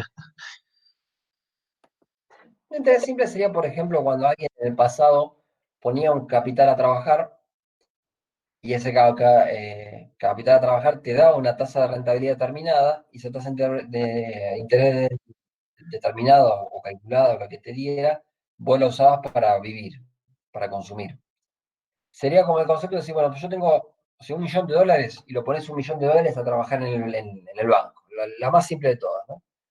Obviamente la tasa de interés que te va a dar el banco por un plazo fijo en dólares es prácticamente nada, pero vos decís, bueno, con $1.000.000, por más que me den un 1%, yo voy a tener, no sé, unos $10.000 al año. Entonces yo vivo con los $10.000 y sigo manteniendo el capital original. ¿Me seguís? Ese sería el concepto, hacer extracciones de los intereses y te quedás con el mismo capital original. Es decir, bueno, Claro, lo claro, mío en el sería caso del interés compuesto no podés sacarlo, tiene que estar siempre ahí. claro, no puedes sacar, porque el interés compuesto suma el interés al capital original y eso empieza a contabilizar para el segundo periodo, que sería la mejor manera de generar riqueza. Si vos querés vivir del capital, digamos, la tasa de rentabilidad o la tasa de interés tiene que ser muy alta, cosa que te permita vivir a vos y que te permita sostener el valor de ese capital a lo largo del tiempo. ¿Por qué? Porque ya vimos que aún medido en dólares, que es la moneda más dura en el sentido de que no se deprecia tanto como el resto de las monedas, es el dólar o el euro. Sabemos que el dólar tiene una tasa inflacionaria en Estados Unidos del 3%, el 2%, no sé lo que fuera, con lo cual vos tenés una pérdida de capital del poder adquisitivo de compra en un periodo determinado de años, debido a que un dólar dentro de un año no va a valer lo mismo que un dólar ahora en Estados Unidos, que la base, digamos, ¿no? Entonces la base sería más o menos ese concepto, es decir, bueno, yo voy sacando los intereses para vivir y mantengo el capital original siguiendo trabajando en lo que yo puse. Suponete, sería el ejemplo de que, no sé, te compras un auto, no sé, un Toyota Corolla debe valer como 2 millones de pesos, no sé si me quedo corto, no tengo ni idea de los precios de los autos, pero invertís 2 millones de pesos, te pones un auto para trabajar en Freedom o TBC, alguna de estas compañías de remises ejecutivos que hay en la zona de Campana y Zárate, pones un chofer, digamos, el chofer te mantiene el auto, vos pagas con lo que te paga el viaje, digamos, o el kilómetro, como te facturen lo que facturás, le pagás de alguna manera los costos asociados al auto, consumo de cubierta, consumo de combustible, aceite, el salario del chofer, más las cargas sociales del chofer, más el seguro del auto, más todo esto, que sería la parte del capítulo de costos, y a vos te va a generar un margen. Ese margen que haces, ¿lo usás vos para vivir íntegro? O sea, yo tengo 3 autos para trabajando y con 6 millones de pesos, bueno, logro con el margen de rentabilidad que me da vivir sin hacer demasiado más que administrar los autos. O vos guardás o ahorrás una fracción de dinero para cambiar, que es un concepto que lo vamos a ver ahora bien en tasa de interés y en flujo de libre de caja, para cambiar el auto dentro de 5 años cuando yo tenga más de 500.000 kilómetros. O sea, los taxistas o los remiseros usan el auto hasta 400.000 kilómetros, 300.000 kilómetros, 500.000 kilómetros ya como mucho. Ya después, a partir de ese momento, el auto empieza a tener un problema, severo problema, entonces el auto no gana plata porque está más tiempo en el taller que lo que estaría trabajando, ¿no? O disponible para trabajar, ¿no? El ejemplo que yo le daba a la clase anterior, me parece con los camiones. Camión, hasta el 1.000.000 kilómetros le podés dar. Después del 1.000.000 kilómetros empiezan los problemas, con lo cual no te conviene tener un camión viejo si no te conviene cambiarlo por uno nuevo. Entonces, de esa parte del interés simple que vos fuiste sacando para vivir del capital que vos pusiste original, vos tendrías que guardar una parte para capitalizarte y para poder mantener el valor del activo original, el capital en definitiva, al valor como si fuera nuevo. Sería la tasa de amortización o la tasa de depreciación del activo que vos tenés, ¿no? Eso lo vemos un poquito más en profundidad más adelante. Bueno, y acá es la cuenta, ¿no? Si yo arrancaba con 10.000, ¿se acuerdan que en el ejemplo anterior, a un periodo de 3 años o de 4, yo tenía 10.400, 14.000, perdón. Y acá tengo, en el mismo periodo de tiempo, 17.280, ¿no?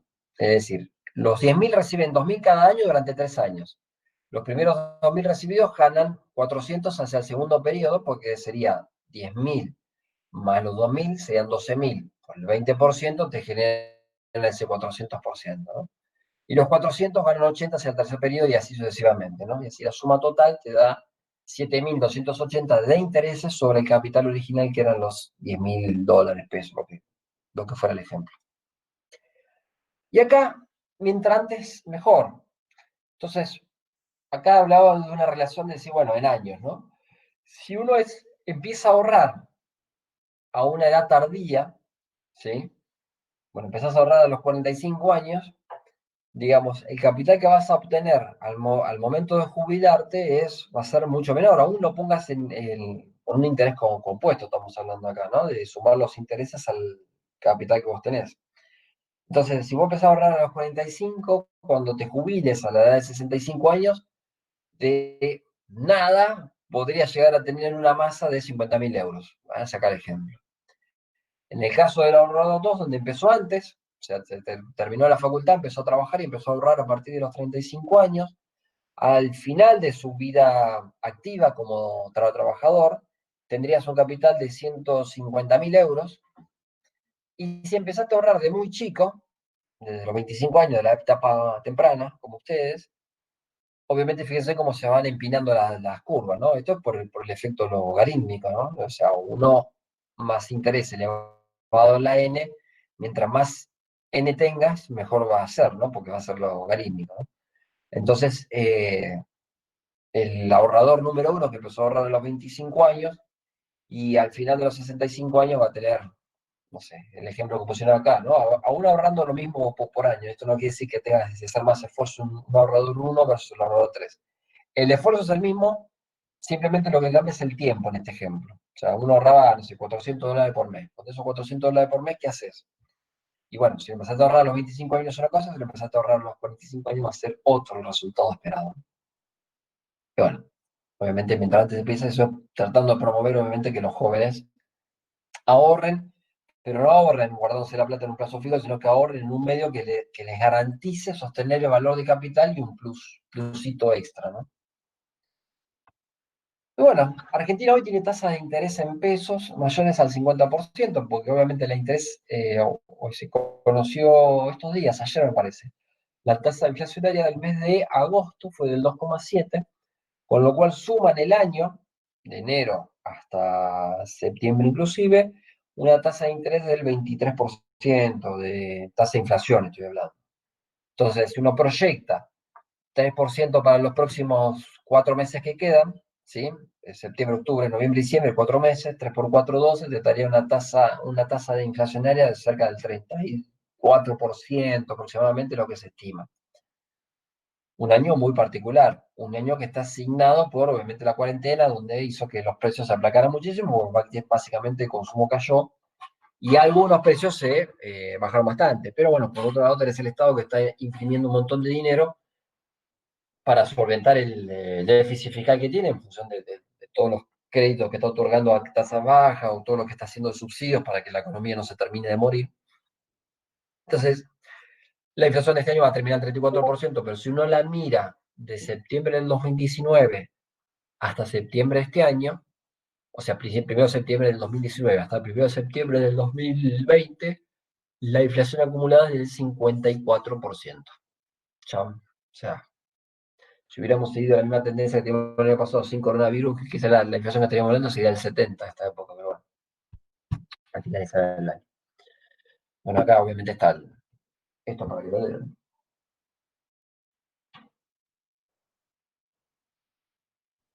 Bueno, es más frío esto, no sé si ahí sonríe alguno, si se ríe, no sé, no lo escucho, no los veo, no puedo hacer nada, pero igual entiendo que es un chiste un poco, por lo menos se le escapa una pequeña sonrisa a alguno.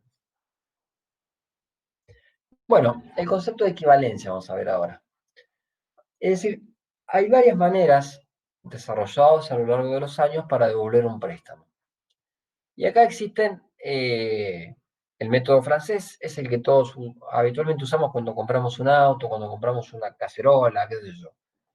Y que es el método francés donde la diferencia fundamental es que uno paga una cuota fija. O sea, uno paga una cuota de, no sé, 3.000 pesos, 2.000 pesos, y con eso es por lo que vos consumiste hoy o por lo que te dieron hoy, que sea un bien de consumo, un bien de uso, lo que fuera, lo devolves en cuotas iguales. Después está el sistema alemán, el norteamericano y el australiano. O sea, hay varios sistemas para devolver el capital y todos tienen una particularidad, ¿no? Entonces, ¿qué es la manera en que se devuelve ese capital? Algunos devuelven el capital en módicas cuotas, otros van devolviendo solamente el interés y al final del último periodo pagan todo el capital, y otros lo que hacen es un mix entre los dos. Y bueno, amortización del crédito en el sistema alemán las cuotas son decrecientes, o sea, vos pagás una cuota importante al principio y después las cuotas van bajando. Acá entonces lo que tenés es que la amortización es constante, ¿no? El interés de la cuota es decreciente, las cuotas son decrecientes, por el sistema alemán. Es como si vos empezabas a pagar una cuota de 10.000 pesos y terminás pagando una cuota de 3.000. En el sistema americano son pagos periódicos iguales de interés, o sea, vos por cada año que tenés de pago de interés, el interés simple, vos conservás la deuda del capital y el interés simple se lo das al que te prestó el dinero, ¿no? Y al final, en el último periodo que establecieron, puede ser 4 años, 5 años, 10 años, lo que fuera, vos pagás el interés acumulado del último periodo más el capital total que nunca pagaste, que sería la última cuota, que sería la más importante. Este sistema, el americano, es el que se utiliza usualmente para devolver los préstamos de los bonos que emite el Tesoro. El Tesoro argentino, el Tesoro norteamericano, el Tesoro chino, o sea, todos los bancos centrales emiten generalmente bonos o títulos para absorber pesos o para absorber dólares, o sea, para hacerse dólares en el mercado. Todos los títulos de la Argentina en su mayoría utilizan el sistema americano, una mezcla entre el sistema americano y el sistema alemán. Ahora ya lo vamos a ver cómo es. Pero en definitiva lo que haces es, dice, bueno, este bono por cada plancha de $100 te rinde 8% anual. Entonces, ¿qué hace el gobierno? Por cada $100 de bono que vos compraste, que le diste los $100 verdes al Tesoro, y el Tesoro te dio un papel, con ese papel vos te sos acreedor a $8 por año, vos decidís qué hacer con esos $8. Si esos $8 los extraes para irte de vacaciones, estarías utilizando el concepto de interés simple. Si esos $8 vos lo que usás es para acumularlos y comprar otro bono más o para comprar otra acción más, lo que estarías usando es el concepto de interés compuesto.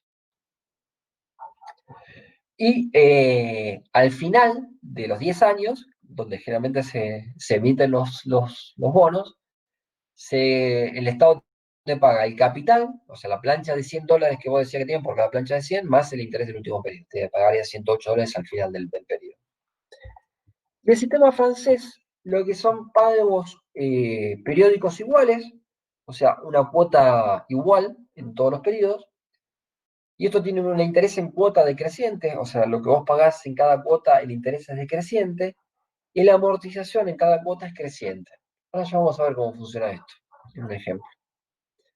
En el ejemplo 1 es digamos, vos tenés una cantidad de deuda de 8.000, pero estás haciendo pagos este es el sistema alemán, ¿no? Vos haces pago de capital periódicos. Entonces, en el año 1 te prestaron 8.000 con una tasa del 10%, vos debes 800 de interés.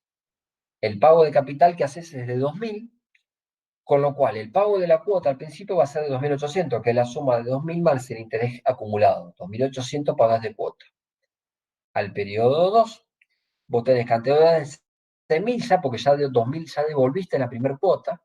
Entonces el interés acumulado es 10% de 6.000, que te da 600. El pago de capital haces otro pago de capital igual, de $2.000, pesos, lo que fuera, con lo cual, fíjense que la cuota ya baja a 2.600. ¿Por qué? El capital sigue siendo el mismo. Pagás siempre la misma cuota de capital, pero el interés baja porque, en definitiva, la cantidad deudada ya ahora es menor. Y así, al final del penúltimo periodo, la cantidad deudada en el sistema alemán es 2.000, a una tasa del 10% te da $200 más. El pago de capital son 2.000, con lo cual la cuota final va a ser 2.200. Y esto habla de la cuota decreciente. Al principio lo que pagas es una cuota más alta y al final lo que pagas es una cuota más baja. ¿Sí? Ese es el sistema alemán. En contraposición está el sistema americano, o el sistema norteamericano, o el sistema estadounidense. Ahí vos, siempre la cantidad de deuda que tenés son 8.000 porque no pagás nada de capital, excepto hasta la última cuota, el ejemplo de los bonos que dije anteriormente. Con lo cual, siempre acumulás un 10% de los 8.000 que debes, con lo cual vas pagando una cuota de 800, 800, 800, y en la última cuota pagás el capital entero, que serían los 8.000 más los 800 del último periodo, 8.200. Lo que hacen con los bonos, que sería el mejor ejemplo de esto. Y después tenés el sistema francés, donde vos decís, bueno, quiero pagar una cuota fija, quiero tener una previsibilidad de lo que voy a pagar a cada año, que con los otros métodos también la tenés, pero con esto sería decir, bueno, es el sistema más habitual para la gente que no conoce nada de economía, donde le dice, bueno, voy a pagar una cuota fija. Bueno, 10 cuotas fijas iguales o 12 cuotas fijas iguales, y ahí fíjense que va variando, porque te van haciendo, el interés acumulado al principio es igual a 800, y haces la primera cuota de 2.524, después vamos a ver cómo se hace la fórmula para esto. En definitiva, fíjense que de los tres, por pedir $8.000 al principio, ¿cuál devuelve más al final? ¿O cuál paga más? ¿Alguien que se ponga, no? El americano. ¿Por qué? Claro, porque el americano suma 11.200 de lo que pagas por 8.000 que pediste prestado, versus 10.000 del sistema alemán y versus 10.100 o 10.096 del sistema francés. A los efectos prácticos, decir, bueno, ¿cuál me conviene más? Y depende. Si vos, al principio, supongamos que estás estableciendo un negocio y en el desarrollo del negocio no podés pagar el capital, sino que lo único que podés pagar es la tasa de interés, te conviene tomar el sistema americano. Es lo que hacen los tesoros. Los tesoros patean la deuda para más adelante, con lo cual el capital lo paga de 10 años, como mínimo, 10, 15, 20, 30 años, ¿no? Con lo cual lo que van a hacer es pagar las cuotas de interés y después cuando llegue el momento de pagar el capital vemos si roleamos la deuda generando un nuevo bono, pues ya lo hablamos en macroeconomía, o pagamos el capital, que es lo que sería lo que correspondería. De los tres, el más económico es el alemán, porque vos te estás sacando de encima parte del capital. Lo que pasa es que en un proyecto, el sistema alemán te castiga bastante, porque la primera cuota es al principio donde tu negocio está arrancando. Y después al final, donde tu negocio está más desarrollado, el pago de la cuota sería menor, ¿no? Te iría alivianando. Pero en definitiva, lo que vos vas devolviendo es lo que vos pagás de interés, en definitiva, la sumatoria de intereses en el concepto alemán por 4 años, pagás $2.000 en el primer caso, ¿no? $11.200 en el caso americano y 2.096 o $2.100 en el sistema francés. Ahora, esto tiene lo que se llama, o lo que es la génesis del concepto de equivalencia. ¿Por qué uno más caro y el otro más barato? ¿Qué es lo que tiene en cuenta?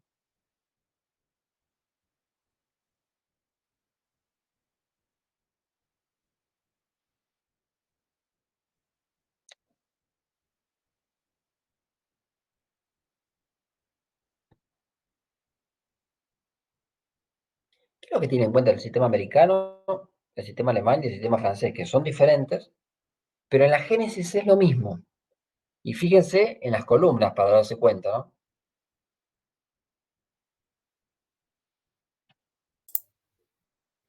El alemán va tomando el interés a partir del capital adeudado. O sea, lo va descontando a partir de lo que vos ya vas pagando en realidad. Exactamente. ¿Cuánto es ese interés? ¿Y cuánto es la tasa que estamos hablando acá?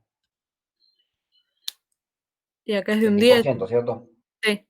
Exactamente. En todos los periodos 10%. ¿El sistema americano es diferente con respecto a ese 10%? No. No. Y el sistema francés es exactamente lo mismo, también utiliza el 10%, con lo cual, gracias, disculpame, pero no veo tu nombre y no te Soy conozco Pamela. por la voz. Pamela. Pamela, fíjate que en definitiva o todos, entre el sistema alemán y el sistema francés, lo único que no varía es el interés. El interés es el 10%, pero ¿sobre qué? Sobre capital adeudado. Por eso el sistema americano es más caro, en definitiva, porque vos el capital que adeudás lo sostenés hasta el último periodo. Entonces, el sistema alemán vos fuiste ya generando un pago de capital determinado bastante más duro al principio que al final. Y en el sistema francés era esa contraposición que decíamos. Al principio en el sistema francés, en la composición de esos 2.524 dólares de cada cuota, vos estás pagando mucho más de interés que de capital. Pagás una relación, por decirte un número, ¿no? 80 de tasa de interés y 20% de capital confeccionan esa tasa de 2.500, esa cuota de 2.524. Y al final, en la última cuota, vos estás pagando 20% de interés y prácticamente todo de capital.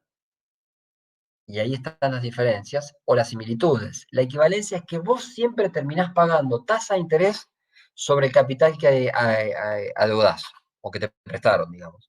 Con lo cual, ese es el concepto de equivalencia. La tasa de interés no varía en general. Si estás en Argentina con un precio, con un crédito tomado en pesos de la tasa variable, puede pasar cualquier cosa, porque obviamente está relacionado con la tasa de inflación, pero con una tasa fija en dólares, vos lo que obtendrías va a ser siempre vas a pagar mayor o menor cantidad de dinero en función de la cantidad de capital que debas hasta el último de los periodos del ejercicio de los que vos tomaste el préstamo. Y ese es el concepto de equivalencia. Acá está el ejemplo, la tasa resultante es, bueno, sumatoria de todo lo que debe, qué sé yo, la tasa de interés siempre es el 10% sobre la cantidad adeudada, ¿no? En cada uno de los periodos. Y bueno, acá empezamos a hablar de tasa efectiva versus nominal, y acá empieza a entrecruzarse un poco en lo que es el concepto de tasa de interés simple y tasa de interés compuesto. Porque no es lo mismo la tasa de interés efectiva que la tasa de interés nominal. TNA se llama generalmente las siglas, tasa nominal anual, y después está la TFA, tasa efectiva anual generalmente, o tasa FEM, en el caso que sea tasa efectiva mensual. Entonces, la tasa también depende del periodo de capitalización. Si la tasa nominal anual es del 10% y el periodo de capitalización es igual a 12 meses, la tasa efectiva es igual a la tasa mes, a la tasa nominal. ¿Qué quiero decir con esto? Yo pongo, sería un capital determinado a una tasa de interés del 10% nominal, pero como el 10% es tasa de interés nominal anual y el periodo de capitalización se da cada un año, entonces la tasa efectiva de interés compuesto, interés simple es lo mismo, porque el periodo es 1, n igual a 1. Bueno, en este caso es 1000, pero si se da cada 6 meses, vos fíjate que en definitiva lo que está pasando acá, que es al final de los primeros 6 meses ya tenés una cuenta de interés que te va sumando al interés, al capital original. Con lo cual, si pusiste 1000, o por ejemplo, 10 dividido 2, tenés $50, lo que sería 1050. Y al segundo periodo, vos tendrías $1050 acumulados de la capitalización que se dio a los 6 meses por la tasa de interés del segundo periodo. El 0,10 dividido 2, ¿entienden a qué se debe esa cuenta que está ahí? Porque son ¿Por 2 qué 0,10 semestres. dividido 2? Exactamente, entonces 0,10 es Es el porque interés dividido como la es cantidad del semestre. porcentual, claro, como es porcentual, 0,10 en realidad sería el 10%, ¿no? 10% dividido 100 te da 0,10. 0,10 dividido 2 porque la capitalización se da a los 6 meses, ahí estás llevando la tasa de interés al mismo periodo de capitalización. O sea, la tasa de interés tiene que ser la misma medida en tiempo que en los periodos que vos tengas arriba, ¿cómo se llama? En el exponente, ¿no? Del 1 más la tasa de interés. Bueno, la tasa efectiva va a ser los 1000 que tenías al principio, más los 50 que pagaste en el primer periodo, más los 52,5 que pagaste en el segundo periodo, va a ser de 10,25. Fíjense que si la tasa efectiva anual era 10%, la tasa nominal anual era del 10%, pero el periodo de capitalización era a los 6 meses, ahí empieza a jugar el interés compuesto. Con lo cual, la tasa efectiva nominal empieza a ser 10,25% anual. ¿Por qué? Porque estuvo la capitalización en el medio. Interés real y interés nominal. Siempre nos han hablado del interés nominal, ¿no? O sea, en realidad acá lo que hablamos es interés nominal y interés tasa nominal y tasa efectiva, que sería la tasa efectiva si vos tenés los periodos de capitalización en el medio. Pero no obstante, más en el escenario que tenemos en Argentina y en el mundo en general, uno no puede dejar de hablar de la tasa de interés real, que difiere de las otras dos. ¿Sí? ¿Por qué les parece que la tasa de nominal sería una cosa, la tasa efectiva ya lo explicamos es otra, y la tasa real es otra cosa? ¿Qué tiene en cuenta la tasa real sobre una inversión que por ahí en los conceptos se nos escapa de la tasa nominal anual o la tasa efectiva anual? Hablamos mucho en el primer cuatrimestre de esto y parte del segundo también, ¿no? De esto. Puede ser el tipo de cambio, profe. El tipo de cambio refería a otra condición. ¿Se acuerdan cuando vimos cambio real? Que era el tipo de cambio estaba atado de la mano de... ¿Cómo sabía yo si el tipo de cambio iba a aumentar? Por los precios internacionales y locales. Los precios internacionales por que no varían, ¿no? ¿Por qué te queda? Los precios internacionales pónganle que no varían. ¿Sobre qué les queda entonces? Los dólares. ¿La? No, disculpame, pero no alcancé a escuchar. Puede ser que la real no contemple la inflación y la nominal sí. Al contrario, la real sí contempla la inflación. Entonces, a vos te puede decir, fantástico, sí, la tasa de este plazo fijo te da, no sé, 35% nominal anual y tasa efectiva, porque se capitaliza todos los meses, te va a dar una tasa efectiva del 38%. Ok, ¿cuál es la tasa real? La tasa real descuenta la tasa inflacionaria. Acá en Argentina ese número es muy alto. En Estados Unidos, la tasa real te varía de la tasa efectiva 2%, que sería la inflación acumulada, ¿no? En el periodo, o sea, la pérdida de poder adquisitivo sobre el mismo capital original.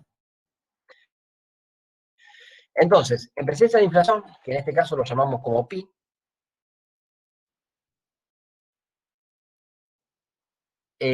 habla del poder adquisitivo, ¿no? Esto lo vimos cuando vimos inflación. Entonces, en el periodo 0, 100 dólares o $1, podía comprar una cosa, pero si la tasa inflacionaria es como Argentina, del 25%, lo que yo puedo comprar es menos. Al principio, con ese billete, yo compraba 4 canastas de pan, entonces este es un ejemplo burdo que encontré por ahí, pero si la tasa de interés fuera la tasa de inflación fuera del 25%, la pérdida de poder adquisitivo de mi moneda, con la cual yo estoy haciendo todos los cálculos previos, tasa de interés compuesto, simple, efectivo, nominal y efectivo, la tasa de interés real me va a reflejar esto, la pérdida de poder adquisitivo.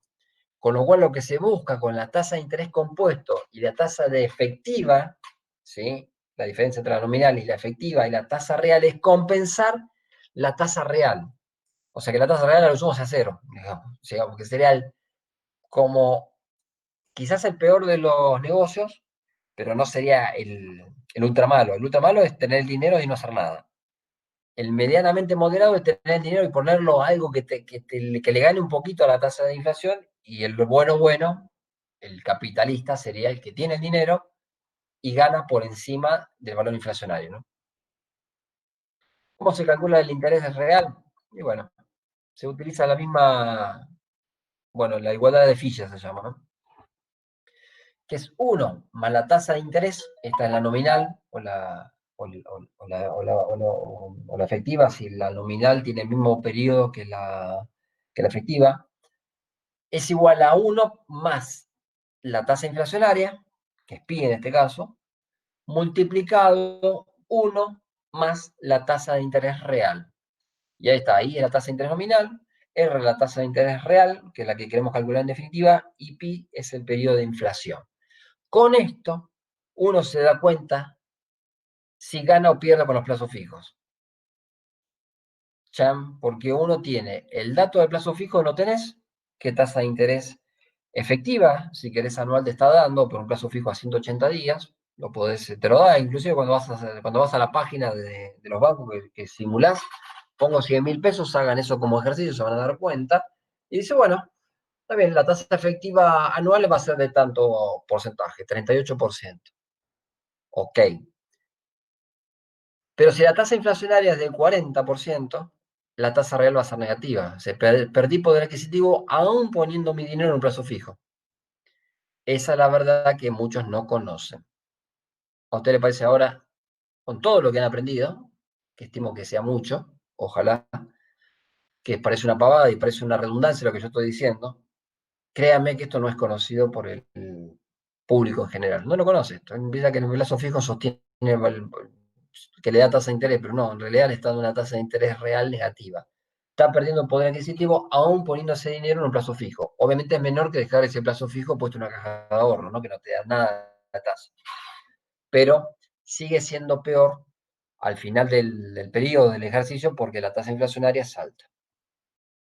Bueno, inflación con cambio de precios, si tengo 500 y un banco me ofrece una tasa de interés nominal anual de 37,5 y me encuentro con una economía donde la inflación es del 25%, esto no es Argentina, esto no se da acá en Argentina, ¿cuál es la tasa real correspondiente?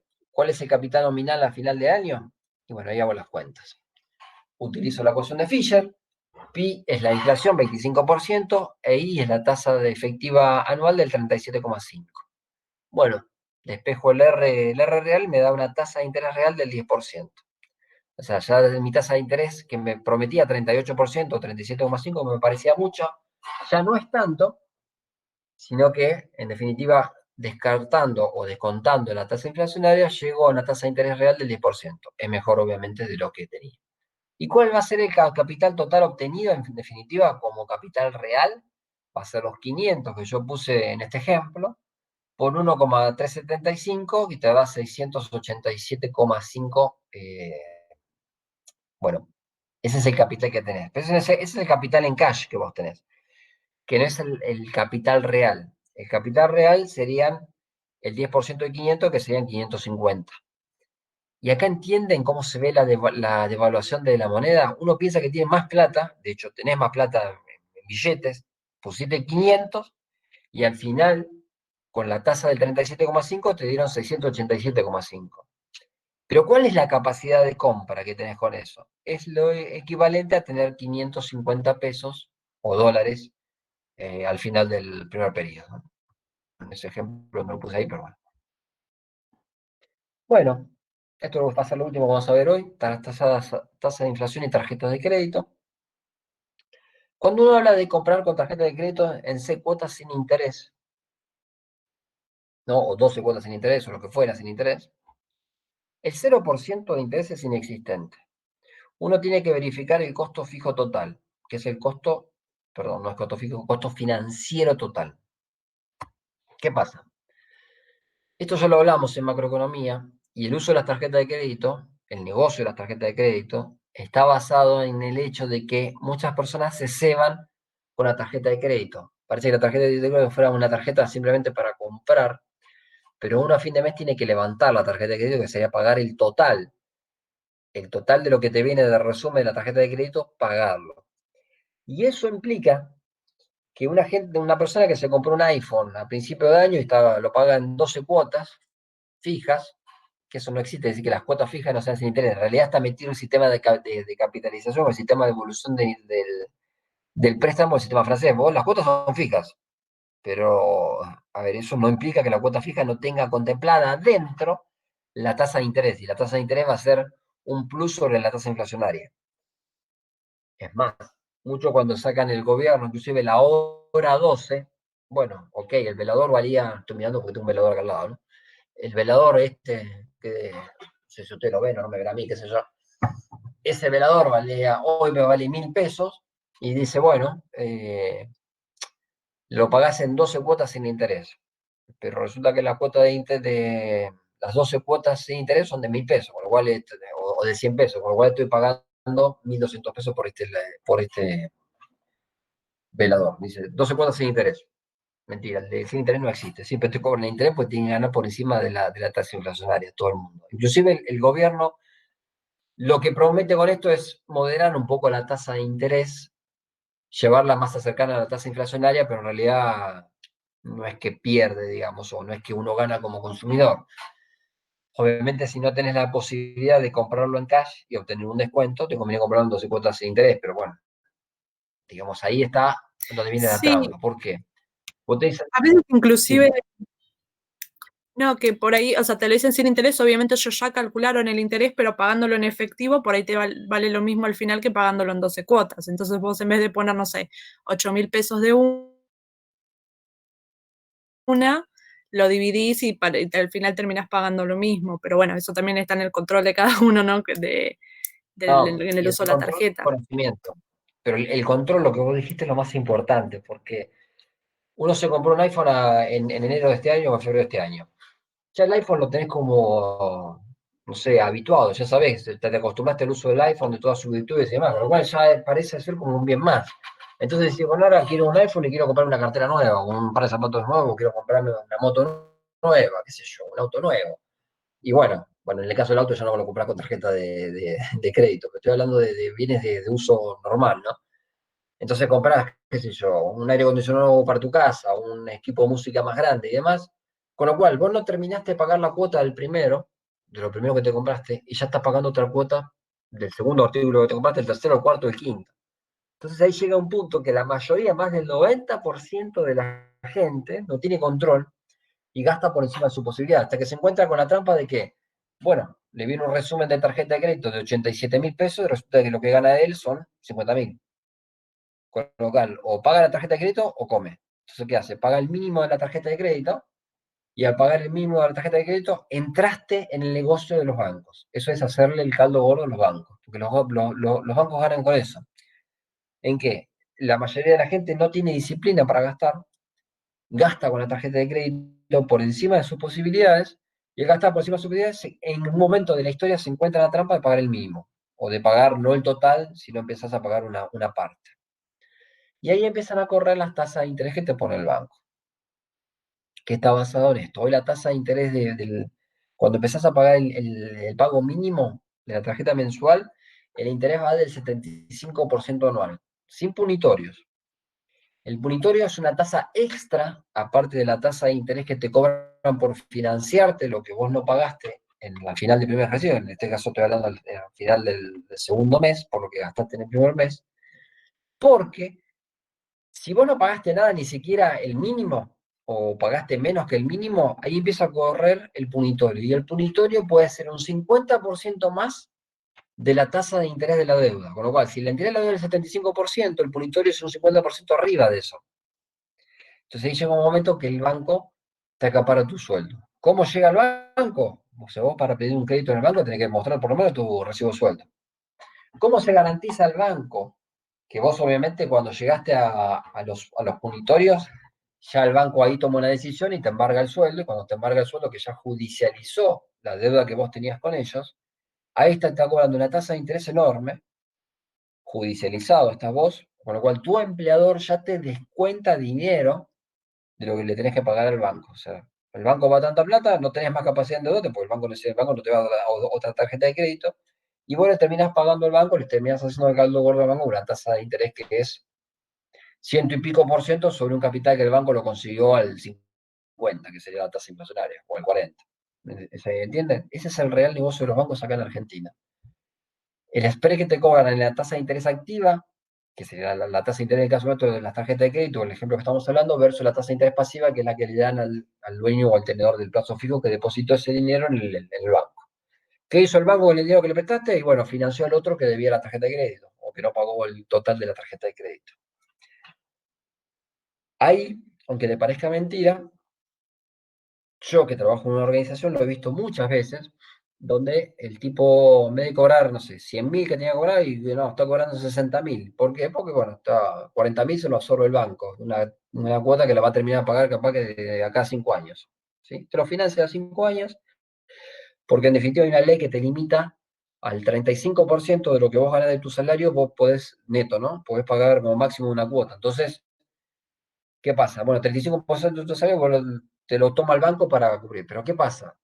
ese 35%, obviamente lo que la ley prevé es que vos puedas seguir viviendo, digamos, de lo que ganás, pero lo que hace a favor del banco es extenderle el plazo de pago. Y al extender el plazo de pago, extendemos el N, y al extender el N, extendemos el plazo de ganancia sobre el banco. Bueno, y acá terminamos por hoy. Después ya vamos a ver esto en la clase que viene. Yo, la verdad, les agradezco a todos. Sé que por ahí esto es un poquitito...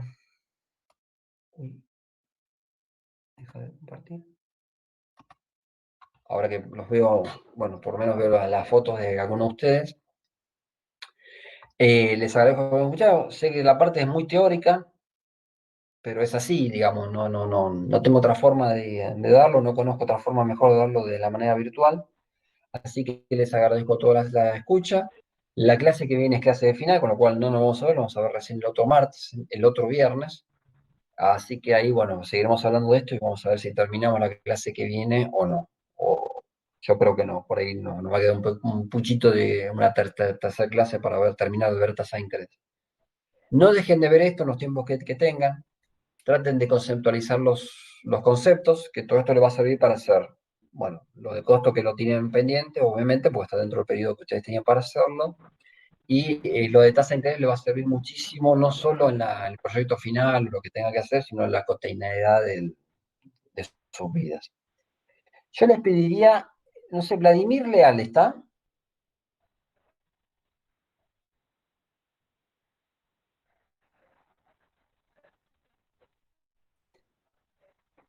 ¿Y Marcolín David No, está? Ninguno de los dos están, ¿no? Bueno, no importa. Entonces, hasta todos les Marcolín. digo, Sí, ¿cómo es? David está. David está, pero falta Vladimir, ¿no? Sí. Leal. Bueno, ok. Les pido a todos entonces que se desconecten y después, bueno, les mandaré un mail a Vladimir y a Marcolín. David. Les agradezco a todos. Nos vemos la clase que viene. Gracias. Chao, chicos.